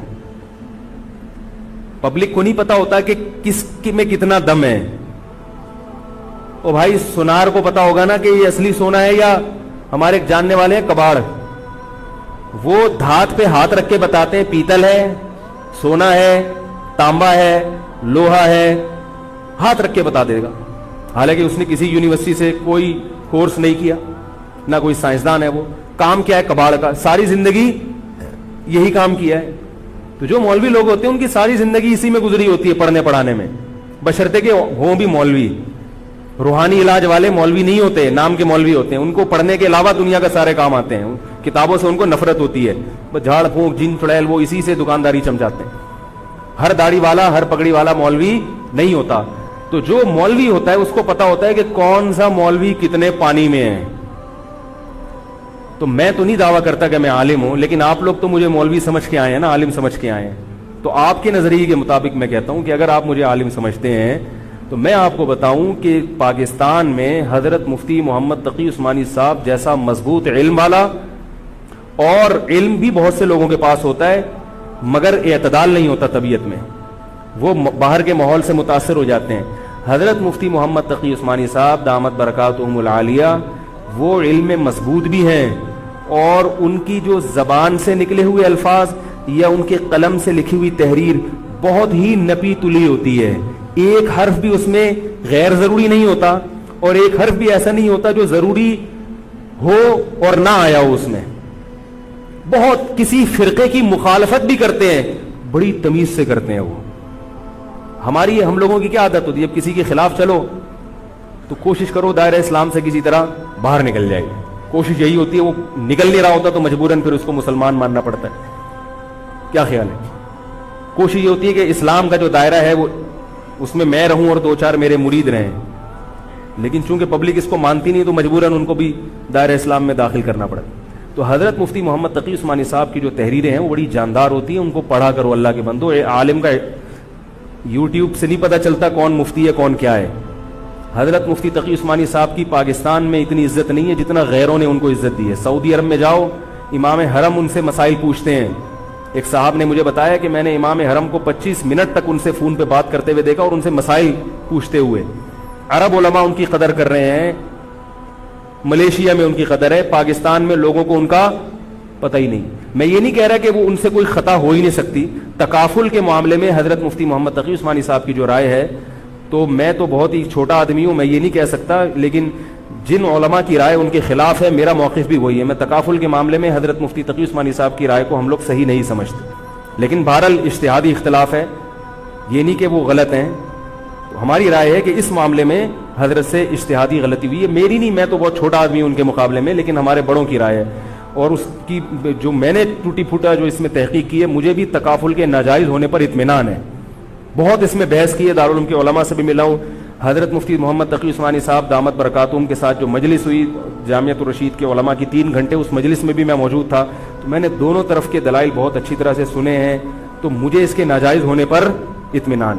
لیکن مسئلہ اختلافی ہے، تو جب بڑے حضرات میں جو بڑے علماء ہیں ان میں جب اختلاف ہوتا ہے تو پھر عوام کو چاہیے کہ جس کی رائے پہ ذل زیادہ مائل ہو رہا ہے اس کی رائے کو فالو کر لے، کسی دوسرے پر اعتراض نہ کرے. بات آ رہی ہے سمجھ میں؟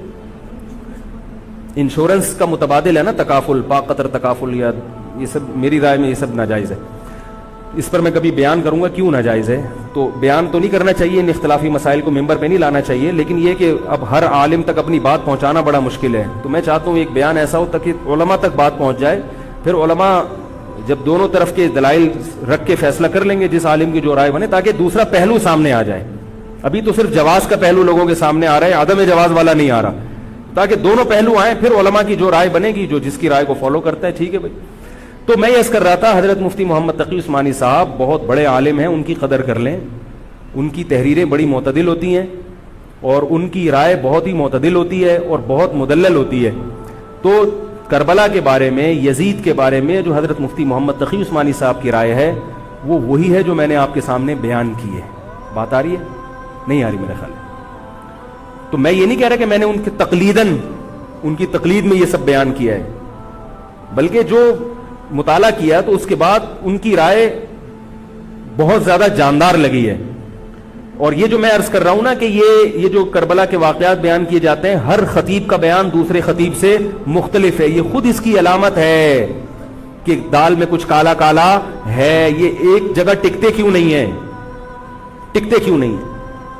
تو اب میں ایک بات عرض کروں. اسی طرح یزید کے بارے میں لوگ سوال پوچھتے ہیں یزید کیا، تو یزید کے بارے میں بھی دونوں طرف ہماری رائے کے حساب سے غلو ہے. یزید کے دور میں حضرت حسین کا قتل یقیناً ہوا ہے، مگر کسی ایک مستند روایت سے یہ ثابت نہیں کہ یزید نے حکم دیا تھا حضرت حسین کو قتل کرنے کا. یہ کہیں بھی روایت میں ثابت نہیں آ رہی میرا خیال ہے. کوفہ کے گورنر کے حکم سے قتل ضرور ہوا ہے، لیکن کیا یزید نے اس کا آرڈر دیا تھا؟ اس کا کسی مستند روایت میں ثبوت بولو بھائی نہیں ملتا. لیکن اس بنیاد پہ یزید کو رحمت اللہ علیہ کہنا یہ بھی غلط ہے. ٹھیک ہے، یزید کے بارے میں کسی مستند روایت سے نہیں ملتا کہ اس نے قتل کا حکم دیا تھا یا قتل کروایا تھا، لیکن قتل ہونے کے بعد یزید نے اس گورنر کے خلاف ایکشن نہیں لیا. حضرت عثمان کے قاتلوں کے بارے میں تو یہ تھا کہ ان کو لٹکایا جائے، حضرت حسین کے قاتلوں کو کیوں نہیں لٹکایا؟ نہیں یاری بات سمجھ. تو یہ جرم بھی ہے کہ حکومت، ممکن ہے یزید کہہ سکتا ہو کہ میرے بس میں نہیں ہے، کہہ سکتا ہو کہ میرے بس میں نہیں ہے.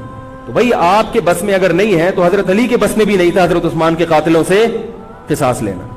تو اس لیے یزید کو بالکل معصوم قرار دینا یہ بھی غلط ہے. وہ مجرم تھا، لیکن اس کو اتنا لعنتی قرار دے دینا کہ گویا حضرت حسین کو اس نے قتل کرایا تھا، اس کا بھی کسی تاریخی مستند روایت سے ثبوت نہیں ملتا. لہذا صحیح بات یہ ہے کہ نہ لعنت اللہ علیہ کہو نہ رحمت اللہ علیہ کہو. خام خواہ میں فضول چیزوں میں پڑھنے کی بولو بھائی ضرورت کیا ہے؟ قیامت کے دن آپ سے یزید کے بارے میں سوال، میرے سے کسی نے پوچھا کہ یزید کے بارے میں آپ کیا کہتے ہیں. میں نے کہا آپ کو جاپان کے جو بھی صدر ہے اس کے بارے میں پتا ہے، چائنا کے بارے میں پتا ہے؟ وہ کہہ رہے وہ تو کافر ہیں. میں نے کہا چلو مسلمانوں کے علامہ اقبال کے بارے میں پوری رپورٹ ہے آپ کے پاس. تاریخ میں لاکھوں شخصیات ایسی ہیں جن کے بارے میں آپ کو نہیں پتا. تو یزید کے بارے میں بھی اگر نہیں پتا ہو تو میرا خیال ہے کوئی پریشان ہونے کی ضرورت نہیں ہے. تو یہ کربلا ایک واقعہ تھا، ایک اسلامی تاریخ میں ایک بدترین واقعہ رونما ہوا اور یہ واقعہ ختم ہو گیا. ہمیں جو قرآن اور سنت نے جس بات کا حکم دیا ہے ہمیں وہ کرنا ہے. بات آ رہی ہے سمجھ میں؟ ہمیں کیا کہا ہے؟ نماز قائم کرنی ہے، اسلام کے 5 ارکان ہیں. کربلا کا واقعہ دنیا میں وجود میں آتا تو بھی 5 نمازیں پڑھنی تھیں، وجود میں نہیں آتا تو بھی 5 نمازیں پڑھنی. باقی حضرت حسین کی شہادت اس لیے بھی ہوئی ہے کہ اللہ کے نبی نے ان کو شہید قرار دے دیا تھا. اللہ تعالیٰ نے آپ کو اس منصب تک پہنچانا تھا جس منصب کی گواہی محمد صلی اللہ علیہ وسلم دے چکے تھے. بعض دفعہ کوئی مقصد نہیں ہوتا، ایک مقصد ہوتا ہے کسی کو اونچے درجے تک پہنچانا. غزوہ احد میں 70 صحابہ شہید ہوئے.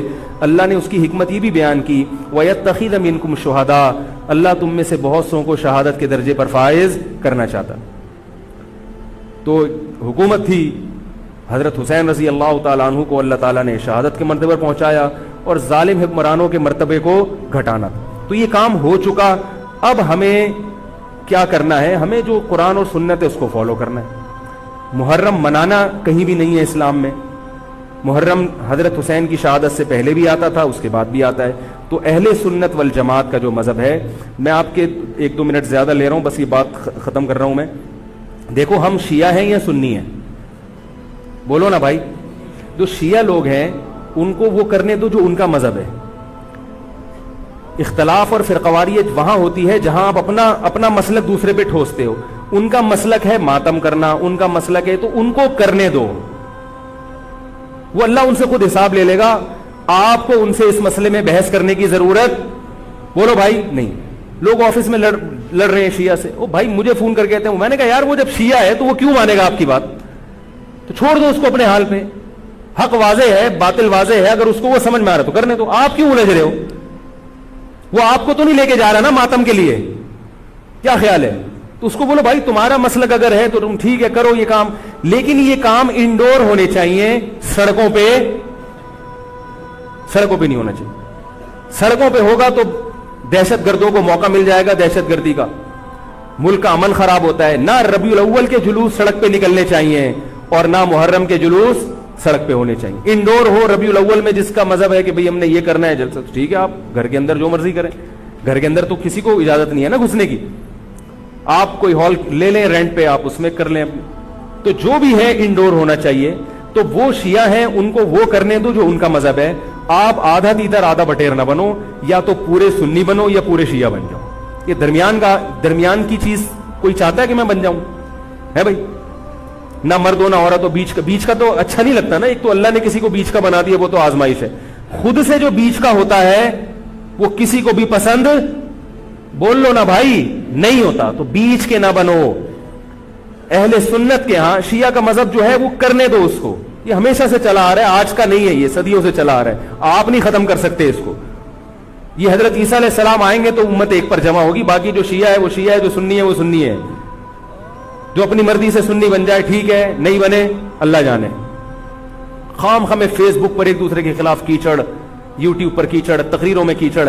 تو میں جو آپ کے سامنے بیٹھا ہوں آپ کو یہ سمجھانے کے لیے کہ آپ ایک فیصلہ کرو, شیعہ ہو یا سنی.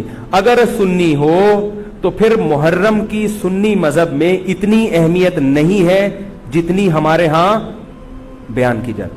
مجھ سے ایک دفعہ کسی نے کہا آپ محرم کی فضیلت پر بیان کریں. میں تھک گیا. میں نے کہا یار, میں نے کہا چلو آج بیان ہو ہی جائے. میں نے بیان کیا. میں نے کہا بھائی محرم ان 4 محترم مہینوں میں سے ایک ہے جن میں قتال اور لڑائی جھگڑا منع ہے. بعض علماء کہتے ہیں وہ ان مہینوں کا احترام منسوخ ہو گیا, بعض کہتے ہیں احترام باقی ہے. بہرحال یہ بھی, اس میں بھی اختلاف ہے. اور میں نے کہا دوسرا محرم میں جو 10 محرم ہے, نبی نے فرمایا کہ اس کا روزہ رمضان کے بعد سب سے زیادہ ثواب. وما علینا الا البلاغ. لوگوں نے کہا یہ کیا ہوا؟ میں نے کہا صحیح روایت سے اور مستند روایت سے محرم کی اتنی ہی فضیلت مجھے معلوم ہے. اس سے زیادہ کے لیے آرڈر دینا پڑے گا آپ کو. بندے ہیں وہ پیسے لیتے ہیں اور وہ لہک لہک کے چہک چہک کے بیان کرتے ہیں. چونکہ صحیح روایتیں اتنی ہی مجھے ملی ہیں, اگر کوئی اور ہو تو بتا دینا, اگلے بیان میں اس کا بھی تذکرہ کر دوں گا. اس سے زیادہ ہمارے علم میں تو یہ سنی مذہب بیان کر رہا ہوں میں آپ کو, اہل سنت والجماعت, اہل سرتن والجنابت نہیں, اہل سنت والجماعت. تو یہ ہے. تو 10 محرم کا روزہ رکھیں جیسے کہ حضرت حسین نے رکھا تھا. حضرت حسین تو روزہ رکھ کے شہید ہوئے اور آپ حلیم کی دیگیں پکا کے کھا رہے ہیں. کامن سینس کی بات ہے کہ عقل کو ماتم کرنے کا دل کرے گا کہ نہیں کرے گا؟ بھائی 10 محرم کا روزہ رکھو, 9 کا ملا لو, 11 کا ملا لو تو اچھا ہے. آج کل علماء کہتے ہیں 1 روزہ بھی رکھ سکتے ہیں کیونکہ یہودیوں سے مشابہت نہیں ہے. بہتر ہے 2 ہی رکھیں, نہیں تو 10 کا بھی رکھ لیں تو بھی غنیمت. تو یہ کام تو ہیں کرنے کے. باقی محرم میں آپ شادی بھی ابھی کریں. نبی صلی اللہ علیہ وسلم نے اپنی زوجہ سے محرم میں نکاح کیا. حضرت حسن نے محرم میں نکاح کیے. حضرت حسن نے تو بہت شادیاں کی ہیں, محرم میں بھی, سفر میں بھی, ربیع الاول میں بھی. اسلام میں کوئی مہینہ منحوس نہیں ہے. محرم اگر ہے تو احترام کا ہے, مبارک ہو سکتا ہے, منحوس. اور حضرت حسین کی شہادت سے محرم کی برکت میں اور اضافہ ہوگی. شہادت ہمارے یہاں نحوست نہیں ہے, شہادت ہمارے یہاں ایک برکت کی چیز ہے. سمجھ رہے ہو بات کو کہ نہیں سمجھ رہے؟ تو 1-2 باتیں اور ہیں, پھر میں انشاءاللہ نماز کے بعد وہ بیان کروں گا تاکہ یہ موضوع میرا کمپلیٹ ہو جائے. تو جو حضرات بیٹھنا چاہیں وہ بیٹھ سکتے ہیں, جو جانا چاہیں وہ جا سکتے ہیں. ٹھیک ہے نا؟ سلام جب میں پھیر لوں تو جو جانا چاہیں وہ اپنی اخپل طریقے سے دعا مانگ کے جا سکتے ہیں. جو بیٹھنا چاہیں تو 5-6 منٹ میں محرم کے بارے میں کچھ باتیں آپ کو بتاؤں گا جو غلط ہو رہی ہیں, جو کہ نہیں ہونی چاہیے. سمجھ رہے ہیں بات کو؟ سبحانک اللہم و بحمدک نشہد ان لا الہ الا انت نستغفرک و نتوب. تماشا بنائے گا, لڑو نہیں کسی سے, سکون سے, امن سے, شانتی سے رہو. ٹھیک ہے؟ لیکن کسی کا مذہب بھی قبول نہیں کرو. دیکھو ہندو بھی ہیں ہمارے ملک میں, عیسائی بھی ہیں, وہ تو بالکل ہی الگ مذہب ہے نا. وہ تو اللہ رسول کو صاف لفظوں میں انکار کرتے ہیں. ہم کہتے ہیں بھائی ٹھیک ہے, تم لکم دینکم ولی دین, تم جاؤ, تمہیں جو سمجھ میں آتا ہے کرو. تو ایسے ہی شیعہ سنی کا جو اختلاف ہے وہ اگر زبان کی حد تک رہے, دلائل کی حد تک رہے تو ٹھیک ہے. لڑائی بڑائی والا معاملہ ہوگا تو معاملہ کیا بنے گا؟ کیچڑ اچھالنا ایک دوسرے پہ. تو میں ایک بات آپ سے کر رہا ہوں کہ آپ اپنے بارے میں یہ فیصلہ کریں کہ آپ کیا ہیں, یا تو ادھر ہو جائیں یا ادھر ہو جائیں. تو اگر آپ شیعہ ہیں ٹھیک ہے, پھر وہ جو کر رہے ہیں وہ ان کا مسلک ہے, آپ کریں وہ.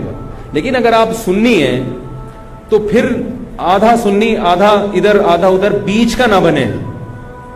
میں بھی بیان میں عرض کر رہا تھا نا آخر میں کہ بیچ کا کسی کو بھی پسند میرا خیال ہے آپ لوگ کو ہوتا ہے شاید نہیں ہوتا نا کسی کو بھی پسند. قدرت نے کسی کو بیچ کا بنا دیا اللہ کی طرف سے, وہ تو اللہ کی طرف سے آزمائش ہے, لیکن خود سے کبھی بھی بیچ کا بننے کی کوشش مت کرو. تو یا تو ادھر ہو جاؤ یا ادھر ہو جاؤ. اب ہمارے ہاں لوگ کیا کر رہے ہیں, جو سنی ہیں سنی, محرم میں حلیم پکا رہے ہیں, حلیم کھا رہے ہیں, محرم میں سبیلیں لگا کے بیٹھے ہوئے ہیں, سبیلوں سے پانی پی رہے ہیں, محرم میں مرثیے سن رہے ہیں, رکشے والے بھی مرثیے لگا کے, ٹیکسی والے بھی مرثیے لگا کے. تو بھائی یہ اسلام نہیں ہے, یہ سمجھ رہے ہو. جو اس کو اسلام سمجھتا ہے وہ کرے, لیکن ہم سنی مذہب جو ہے وہ اس کی نظر میں یہ اسلام نہیں. نبی صلی اللہ علیہ وسلم نے لعنت فرمائی ہے میت پہ نوحہ کرنے والوں پر, سمجھ رہے ہو. آپ نے فرمایا جو گریبان پھاڑے وہ ہم میں سے نہیں ہے. میت پہ چیخنا چلانا, اس کو نبی صلی اللہ علیہ وسلم نے لعنت والا عمل قرار دیا ہے. شہادت پہ چیخنا چلانا کسی کی. حضرت جعفر طیار رضی اللہ تعالیٰ عنہ اہل بیت میں سے تھے. وہ جب شہید ہوئے ہیں جوانی میں, ان کی 4 بیویاں تھیں, بیوہ ہو گئیں. معذرت کے ساتھ یہ میں ٹاپک نہیں لا رہا, جو خود سے آ رہا ہے اسے آنے دو. اب شہید ہی 4 بیویاں ہی بیوہ ہوئی تھی, تو میں ان کو آپ کی خوش کرنے کے لیے ایک تو نہیں کر سکتا نا. ان کی 4 بیویاں کیا ہو گئی, بیوہ ہو گئی.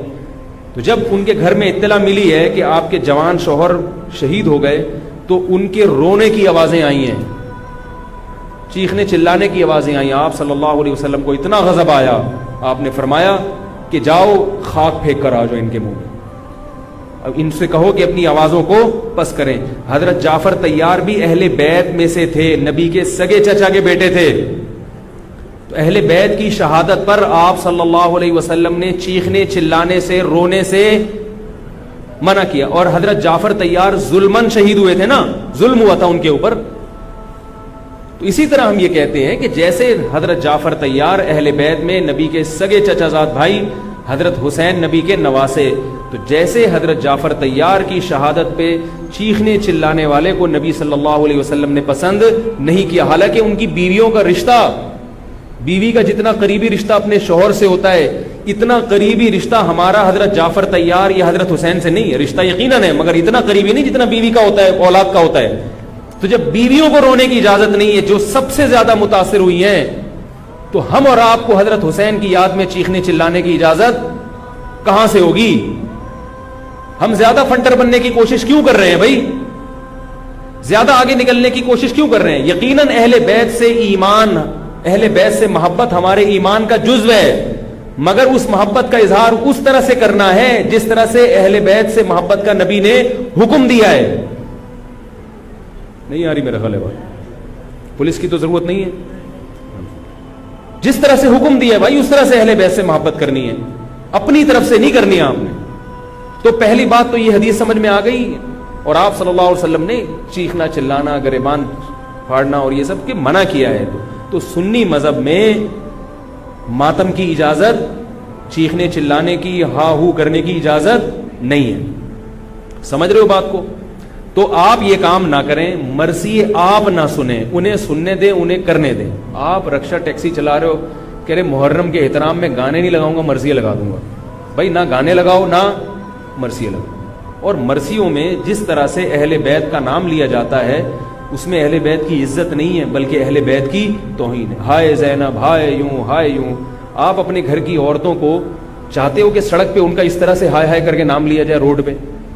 جب ہم اپنی عورتوں کے لیے ایسی توہین برداشت نہیں کرتے, وہ عورتیں جن کے تقدس کی قسم اٹھائی جا سکتی ہے, جن کے ناخن بھی کوئی نامحرم نہیں دیکھ پاتا تھا, اہل بیت عورتیں تھیں, نبی صلی اللہ علیہ وسلم کی نواسیاں, نبی صلی اللہ علیہ وسلم کے خاندان کی عورتیں, حضرت حسین رضی اللہ تعالیٰ عنہ کے خاندان کی عورتیں, تو ان کے بارے میں میرے بھائی کیسے یہ برداشت کیا جا سکتا ہے کہ کوئی بھی چیخے چلائے, ان کا نام اس طرح سے توہین آمیز لہجے سے؟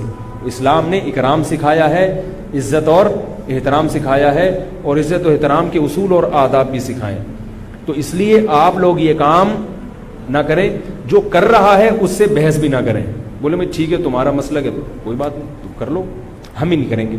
تو یہ جو سبیلیں لگائی جا رہی ہیں, یہ کہا جاتا ہے کہ حضرت حسین کی یاد میں. تو یہ بھی ایک عجیب بات ہے. حضرت حسین رضی اللہ تعالیٰ عنہ اگر پیاس سے شہید ہوئے تو پانی پی کے یاد منائی جائے گی یا پانی سے اوائڈ کر کے یاد منائی جائے گی؟ عجیب بات ہے. مجھے ایک بات بتاؤ, آپ کا دوست بھوکا بیٹھا ہوا ہے, آپ اس دوست پہ ترس کھا رہے ہو, آپ کہہ رہے ہو, اس کو فون کیا آپ نے, بھائی کیا یار, کہہ رہے 2 دن سے مجھے کھانا نہیں ملا, کہہ رہے بس پھر میرے سامنے جو کھانا رکھا ہے میں بھی نہیں کھا رہا, جب تو نے نہیں کھایا تو میں کیوں کھاؤں یار یہ مرغے. یہی ہوتا ہے نا یار, جب تو 2 دن سے بھوکا ہے تو میں بھی تو ایک وقت کا ناغہ کروں نا کھانے کا. لیکن آپ نے کیا کیا, آپ نے دوست کو فون کیا, تجھے کھانا ملا, کہہ رہے 3 دن سے بھوکا ہوں. آپ نے کہا یار بہت افسوس ہوا یار, ایسا کر 2 پراٹھے لے کر آ, ہوٹل کے بیرے کو آرڈر, 2 انڈے لے آ اور 2 دودھ پتی لے آ. ویسے تو 1 پراٹھا کھاتا تھا, آج کتنے کھاؤں گا, 2 کھاؤں. دوست فون پہ کہہ رہا ہے یار یہ آرڈر کا, کہہ رہا یار تو بھوکا ہے, تیری یاد میں کیا کروں گا, کھاؤں گا بھی اور پبلک کو بولوں گا آ جا بھائی تو بھی آ جا, یار تو بھی آ جا. یہ کامن سینس, میری جو سینس ہے بھائی, میں سنی ہوں تو مجھے یہ والا چیز صحیح لگ رہی ہے. اگر پھر بھی آپ کو امام حسین کی یاد میں آپ کہتے ہیں شربت پئیں گے بھی, پلائیں گے بھی, ٹھیک ہے, آپ کو سمجھ میں آ رہا ہے, میں بندوق لے کے کسی کے پاس نہیں آؤں گا. لیکن مجھے جو یہاں ممبر پہ بٹھایا گیا ہے وہ بات کرنے کے لیے جو میری سمجھ میں آ رہی ہیں. کیا خیال ہے بھائی؟ تو اس لیے یہ سبیلیں چھوڑ دیں. پیاسے کو پانی پلانا یہ پورے سال سنت ہے, اور پیاسے کو پانی پلاؤ ایسی جگہ پہ جہاں پانی نہ ہونا. شہر میں سب جگہ پانی ہوتا ہے, سب جگہ پانی ہوتا ہے. تو یہ چھوڑ دیں, جو کر رہے ہیں ان کو کرنے دیں. چھوڑنے کا مطلب یہ نہیں کہ آپ جا کے بحث کریں, آپ یہ کام نہ کریں, نہ سبیل سے پانی پئیں نہ سبیل سے پانی پلائیں, کیونکہ لوگ اس کو اسلام سمجھ رہے ہیں جبکہ یہ اسلام نہیں ہے. سمجھ رہے ہیں؟ اس طرح محرم میں حلیم کا جو فلسفہ بیان کیا جاتا ہے وہ یہ بتایا جاتا ہے کہ حضرت حسین کو کچھ بھی نہیں ملا تھا, کھانے کو کچھ بھی نہیں ملا تھا, تو ہم اب سب چیزوں کا ایک مرغوبہ بنا کے پبلک کو کھلائیں گے, جس سے یہ پتہ چلے گا کہ دیکھو حلیم میں گوشت بھی ہے تو حضرت حسین کو گوشت بھی نہیں ملا, حلیم میں چاول بھی ہے تو چاول بھی نہیں ملے ان کو, حلیم میں دال بھی ہے تو ان کو دال بھی نہیں ملی, حلیم میں جو بھی ہے تو ان کو جو بھی نہیں ملی. تو حلیم ایک ایسی ڈش ہے جس میں اتنی ساری چیزیں آتی ہیں کہ یہ ساری چیزیں ایک جگہ جمع کسی اور ڈش میں نہیں ہوتی, تو سب چیزیں کھلانے کا ہمیں ثواب مل جائے گا. یہ بھی وہی ہے کہ انہیں کچھ بھی نہیں ملا اور آپ ان کی یاد میں سب کچھ کھا بھی رہے ہو اور سب کچھ کھلا بھی رہے ہو حلیم کے نام. تو یہ بھی کامن سینس کی چیزیں نہیں ہیں, اس لیے چھوڑ دو اللہ کا واسطہ. لوگ کیا کہتے ہیں, میں محرم میں حلیم اس نیت سے نہیں پکا رہا, میں تو ویسے ہی پکا رہا ہوں. تو ویسے ہی تو نے سفر میں کیوں نہیں پکایا, ویسے ہی آپ ربیع الاول میں کیوں نہیں پکا لیتے, ویسے ہی آپ رمضان میں کیوں نہیں پکا لیتے, آج ہی ویسے ہی خیال آیا ہے. تو بھائی چھوڑ دو. یہ اسلام خدا کی قسم بدنام ہو رہا ہے دنیا میں. غیر مسلم جب یہ اسلام دیکھے گا اس کو اسلام میں اٹریکشن نظر آئے گی, وہ حلیم کھانے کے لیے مسلمان ہوگا, وہ شب برات کے پٹاخوں کے لیے, حلووں کے لیے ہوگا. نبی سے صحابہ نے پوچھا کہ اسلام کیا ہے, تو آپ صلی اللہ علیہ وسلم نے مختلف حدیثوں میں اس کا مختلف جواب دیا ہے. ایک جگہ فرمایا کہ اسلام ہے کلمہ شہادت, صرف ایک خدا ہے ہمارا, اور نماز قائم کرنا, زکوٰۃ ادا کرنا, حج کرنا اور روزے رکھنا. ایک جگہ فرمایا اسلام یہ ہے کہ تم غربا کا خیال کرو, ان تطعم الطعام, لوگوں کو کھانا کھلاؤ. یہ مطلب نہیں حلیم کھلاؤ, کھانے کا مطلب یہ کہ لوگوں کی بنیادی ضرورتیں سارا سال پوری کرو. اس کو سفر میں ضرورت ہے تو محرم کا انتظار مت. جب غریب کو موقع ملے کہ بھی دیکھو محلے پڑوس میں رشتہ داروں میں کوئی غریب ہے, اس کا خیال کرو. آپ سمجھ میں نہیں آ رہی میرا خیال ہے. اچھا, تو اسی طرح جو میں نے عرض کیا آپ کو, یہ جو قصے کہانیاں ہیں کربلا سے غیر ضروری واقعات, یہ میں نے بتایا کہ غلط ہوتے ہیں, ان کو بھی نہ سنا کریں آپ. ان کے غلط ہونے کی ایک دلیل تو میں بیان سے پہلے دے چکا ہوں. ایک اور دلیل کہ جو خطیب لوگ, چاہے وہ شیعہ ہوں یا بعض سنی, سب میں ہیں ایسے لوگ, تو یہ غلط ہونے کی بڑی دلیل ایک اور یہ بھی ہے کہ اگر یہ قصہ خطیب لوگ جو حقیقی واقعہ ہے وہ بیان کرتے تو ایک ہی قصہ کئی بار انسان سن نہیں پاتا. نہیں آ رہی بات بھائی؟ یہ قصہ, اب جیسے میں نے یہ قصہ آج بیان کر دیا, واقعہ بیان کیا, اب میں دوبارہ یہ واقعہ بیان کروں, تیسری آپ بولو گے یار تھک گئے مولوی صاحب, ٹاپک چینج کرو. لیکن آپ دیکھ رہے ہیں کہ جو خطیب لوگ ہیں وہ محرم میں پورا محرم ان کا یہ کربلا کا واقعہ بیان کرتے ہیں, لیکن لوگ تھکتے نہیں ہیں. اس کا مطلب ہر واقعہ اور ہر تقریر دوسری تقریر سے جدا اور منفرد ہوتی ہے, ورنہ پبلک سنے گی نہیں. کتنی مضبوط دلیل دے رہا ہوں آپ کو. اس کا مطلب ہے ہر خطیب کو پبلک کے لیے اس بیان کو اٹریکٹیو بنانے کے لیے اس واقعے میں تھوڑا سا ٹماٹر اور دہی کا تڑکا لگانا پڑا. کبھی وائٹ کڑھائی ہوگی دہی والی, کبھی ٹماٹر والی کڑھائی ہوگی, کبھی گرین کڑھائی ہوگی. تو کڑھائی کا تڑکا چینج ہوگا تو پھر صبح کی کڑھائی دوپہر کھا سکتے ہیں, رات کو بھی کڑھائی کھا سکتے ہیں, ورنہ دوپہر جب آپ نے کڑھائی کھا لی رات کو وہ کڑھائی آپ نہیں کھاؤ گے. انسان ایک دفعہ کھا کے دل بھر جاتا ہے اس.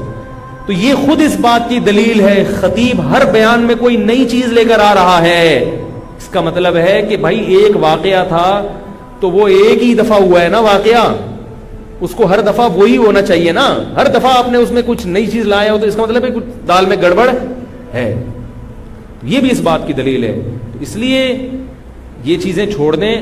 رہا یہ مسئلہ کہ لوگوں کے گھر سے حلوے آ جاتے ہیں, کھانا آ جاتا ہے, تو بھائی بہتر یہ ہے کہ ان کو محبت کے ساتھ منع کر دیں. بولے ہم حضرت حسین رضی اللہ تعالی عنہ سے محبت ضرور کرتے ہیں مگر کھا کے بولو بھائی نہیں, روزہ رکھ کے ٹھیک ہے ہم نہیں کھائیں گے. اور اگر آپ یہ سمجھتے ہیں کہ لڑائی ہو جائے گی, بعض دفعہ وہ بیچارے نے تقریر تو نہیں سنی ہوتی, وہ تو محبت میں ہی لا رہا ہے, تو اگر لڑائی ہو جائے گی تو رکھ لیں, لیکن محبت سے اس کو مسئلہ سمجھا دیں, یار میں رکھ رہا ہوں تاکہ تمہارا دل نہ ٹوٹے مگر یہ ہے غلط. رہا یہ مسئلہ کہ اس کو کھا بھی لیں. اب آپ ایک دم نا سارے جوش میں ہو گئے, یار اگلا بتاؤ, یار اگلا اسٹیپ ہمارے لیے بہت امپورٹنٹ ہے. یہ ایک مسئلہ نہیں ہے رکھنا نہ رکھنا. رکھ لیا تو اب کیا کریں؟ اب آپ جوش میں آ رہے ہو. اب میں آپ کو 2 گھنٹے بھی بٹھا کے رکھوں نا آپ بیٹھ جاؤ گے, میں کہوں 2 گھنٹے بعد جواب دوں گا آپ بیٹھے رہو گے یہاں. اب کیا کرنا ہے؟ تو وہ کھانا حلال ہے یا نہیں, اس کا مدار اس پر ہے کہ اگر وہ حضرت حسین کو خوش کرنے کے لیے صدقہ کیا ہے,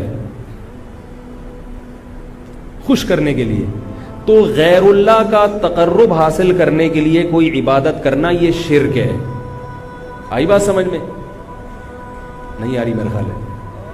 صدقہ خیرات صرف کس کے لیے ہوتا ہے؟ اللہ کی رضا کے لیے. پھر تو وہ چونکہ غیر اللہ کے لیے ہے وہ حرام ہے, اس کا کھانا بالکل ناجائز. اور اگر کسی نے حضرت حسین کو ثواب پہنچانے کے لیے یہ کام کیا ہے, آئی بات سمجھ میں, مقصد اللہ کی رضا ہے, نیت یہ کہ حضرت حسین کو اس صدقے کا ثواب پہنچ جائے, تو یہ عمل بدعت ہے مگر اس سے وہ کھانا حرام بولو بھائی نہیں ہوتا. قبول کرنا غلط ہے کیونکہ اس سے بدعت کی تائید ہو رہی ہے, مگر وہ کھانا حرام نہیں ہوتا. کھانا وہ جائز ہے, اس کو پھینکے نہیں, کھا لیں, میرے گھر نہ بھیجیں, ٹھیک ہے, خود کھا لیں آپ اس کو. یہی مسئلہ ربیع الاول کے حلووں کا بھی یہی مسئلہ ہے, 11ویں شریف کا بھی یہی ہے کہ اگر کسی نے 11ویں شریف حضرت گیلانی رحمۃ اللہ علیہ کو ثواب پہنچانے کے لیے 11ویں نکالی ہے تو ثواب تو کسی کو بھی پہنچایا جا سکتا ہے, لیکن چونکہ وہ اس کو ضروری سمجھ رہے ہیں یا افضل سمجھ رہے ہیں اور دن متعین کر لیا تو یہ بدعت تو ہے, لہذا اس 11ویں شریف کے حلوے کو قبول نہ کریں, بدعت کی تائید ہے. اور اگر پھڈے بازی کا اندیشہ ہے, لڑائی جھگڑا ہے, محلے داری بھی کرنی ہے, لوگ کہتے ہیں مولوی صاحب تمہیں تو محلے داری کرنی نہیں ہوتی, آپ لوگ تو مسجد سے آئے نکل لیے پتلی گلی سے, ہم تو محلے داری بھی کرنی ہوتی ہے. تو اگر ڈر ہے کہ نفرتیں پھیلیں گی تو قبول کر لیں, لیکن محبت سے اس کو سمجھا دیں, اور جب قبول کر لیا تو ضائع کرنے سے بہتر ہے کہ اس کو کھا لیں, رزق ہے وہ. لیکن اگر کسی نے نیاز نکالی حضرت گیلانی کو خوش کرنے کے لیے کہ اس سے ان کا قرب حاصل ہوگا, وہ خوش ہوں گے, ان کی رضا مقصد ہے, تو پھر یہ کیا ہے؟ شرک ہے.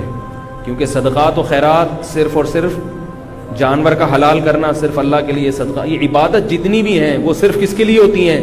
اللہ کے لیے ہوتی ہیں. سمجھ رہے ہو بات کو؟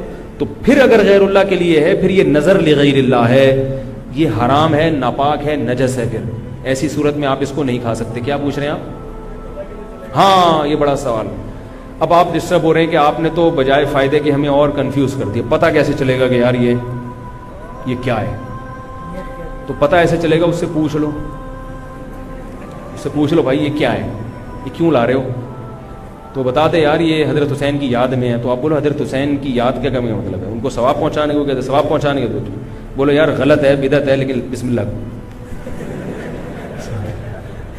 اس لیے کوشش کریں کہ رد کر دیں اس کو. یہ تو میں قبول کرنے کا اس صورت میں کہہ رہا ہوں کہ بہت ہی کوئی مسئلہ, بعض لوگ پھر دینداروں سے نفرت کرتے ہیں, یار اس نے تو پورا بیان نہیں سنا ہوگا نا, بہت سو بیچاروں میں جہالت بھی ہوتی ہے, ان کو پتہ نہیں ہوتا. لڑے نہیں کسی سے, محبت سے انکار کرتے ہیں, یار ہم لوگ حلوے مانڈے والے نہیں, میرے گھر تو پہلے اب تو یہ چیزیں آتی نہیں ہیں, لیکن لوگوں نے جائز چیزیں چھوڑنا بھی بھیج دی ہیں.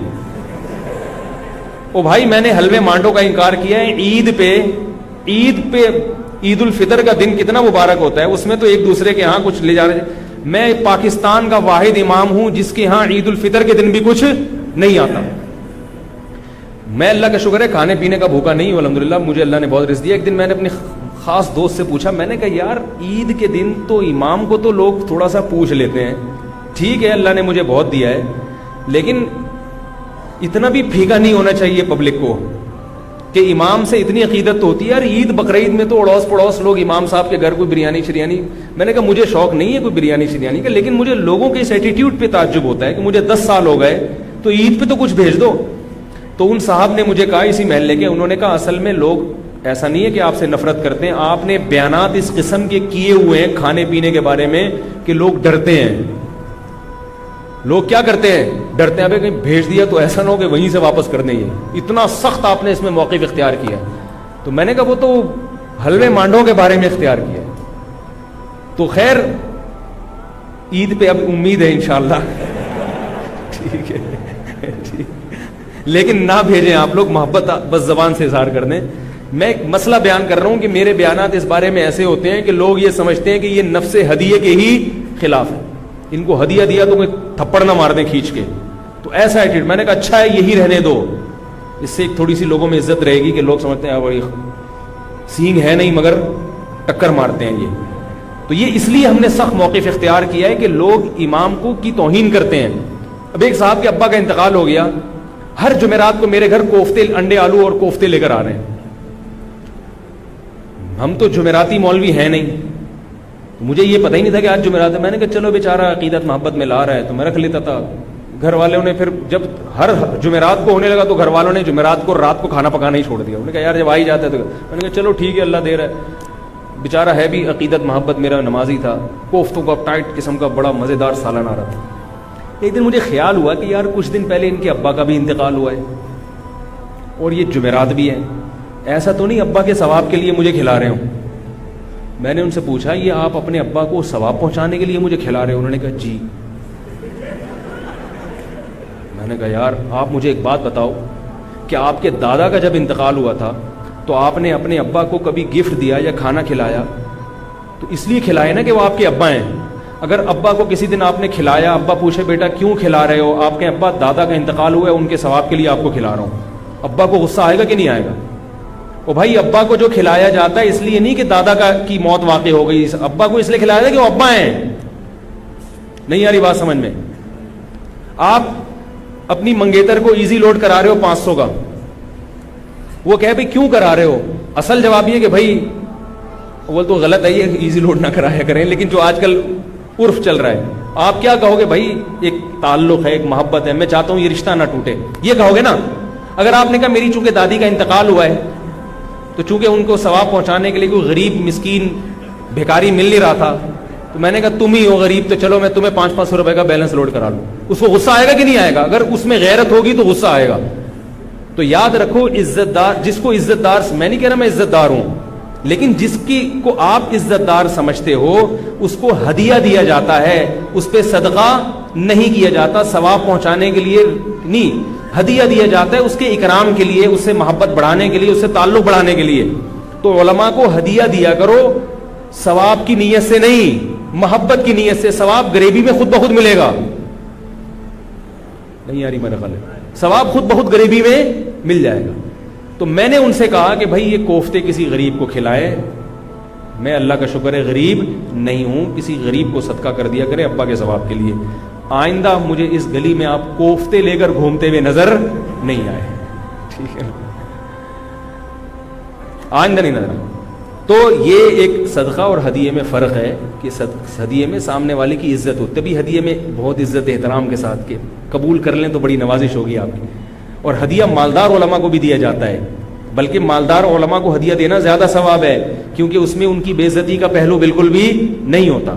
ہمارے حضرت فرمایا کرتے تھے مالدار عالم کو ہدیہ دینا زیادہ ثواب ہے, اس لیے کہ اس میں اس کی بے عزتی کا بالکل بھی آپشن نہیں ہے. وہ کبھی بھی آپ اس کو یہ نہیں دکھا سکتے کہ میرے ٹکڑوں پہ پل رہا ہے, وہ کہے گا میرے پاس اللہ کا ہدیہ تم سے زیادہ ہے. تو کہاں سے کہاں بات چلی گئی. تو ایصال ثواب کے لیے کھلانا تو یہ بھی توہین ہے. تو اگر کوئی پیرانے پیر کی نیاز نکال کے آپ کے گھر میں لا رہا ہے ان کو ثواب پہنچانے کے لیے, تو اس میں آپ کی بے عزتی بھی ہے. اس میں آپ کو یہ ثابت کرایا جا رہا ہے کہ آپ چونکہ محلے میں سب سے غریب ہیں، ان کو ثواب پہنچانے کے لیے مجھے آپ سے زیادہ کوئی مستحق نظر نہیں آیا، میں نے کہا چلو بسم اللہ۔ تو آپ کہیں بھائی ہم غریب نہیں ہیں، ہم ہدیہ قبول کرتے ہیں، صدقات و خیرات قبول نہیں کرتے۔ اگر غریب ہوں تو بھی یہ کہہ دیں کہ غریب نہیں ہے۔ اپنی غربت بیان کرنی ہے تو اللہ کے سامنے بیان کرو نا، پبلک کے سامنے کیوں بیان کرے آپ؟ کیا خیال ہے؟ غریب ہو کے بھی آدمی رہے ایسے جیسے اس سے بڑا، ہمارے حضرت بہت مسکین تھے، غریب تھے 60 سال کی عمر تک، لیکن فرماتے میں رہتا ایسے تھا، پبلک سمجھتی تھی اس محلے میں ان سے زیادہ پیسے والا کوئی ہے ہی۔ لوگ کہتے ہیں مجھ سے آ کے قرضے مانگتے تھے، ایسی شان کے ساتھ انہوں نے، مولوی تھے، مولوی ایسے ایسے مولوی بھی ہیں مارکیٹ میں، دیکھو آپ، مولوی تھے مگر ایسے رہتے تھے، کہتے ہیں لوگ مجھ سے آ کے قرضے مانگتے تھے۔ تو اپنے بارے میں فیصلہ کریں کہ ادھر ہیں یا ادھر۔ اگر سنی ہیں تو مرثی سننا چھوڑ دیں، کربلا کے واقعات جو مستند ہیں وہ علماء کی کتابوں میں پڑھیں، ٹھیک ہے، ایک تاریخی علم ہے، لیکن ہماری شریعت پہلے سے کامل ہے، ہم نے اسی کو فالو کرنا ہے۔ محرم میں شادی بھی ابھی کیا کریں، محرم میں شادی کے بہت سارے فائدے ہیں، ایک یہ کہ برکت ہوگی انشاءاللہ، محرم کا مہینہ ہے۔ دوسرا فائدہ یہ کہ بدعت کی، جو لوگ سمجھتے ہیں محرم میں شادی غلط ہے تو بدعت کی مخالفت ہوگی، اس کا الگ سے ثواب ملے گا۔ تیسرا فائدہ یہ کہ محرم میں شادی ہال سستے ہوتے ہیں، سستے میں شادی ہو جائے گی، کیا خیال ہے؟ تو فائدے ہی فائدے، مزے ہی مزے۔ اور رہا یہ مسئلہ کہ محرم میں شادی ہوئی اور خدا نخواستہ ناکام ہو گئی، ابھی لوگ یہ بھی کرتے ہیں، ناکام ہو جائے، کہہ رہے ہیں محرم میں ہوئی تھی نا اس لیے، تو ان سے بولو بہت سے میرے علم میں ایسے ہیں جنہوں نے ربیع الاول میں کی تھی، ان کی بھی ناکام ہو۔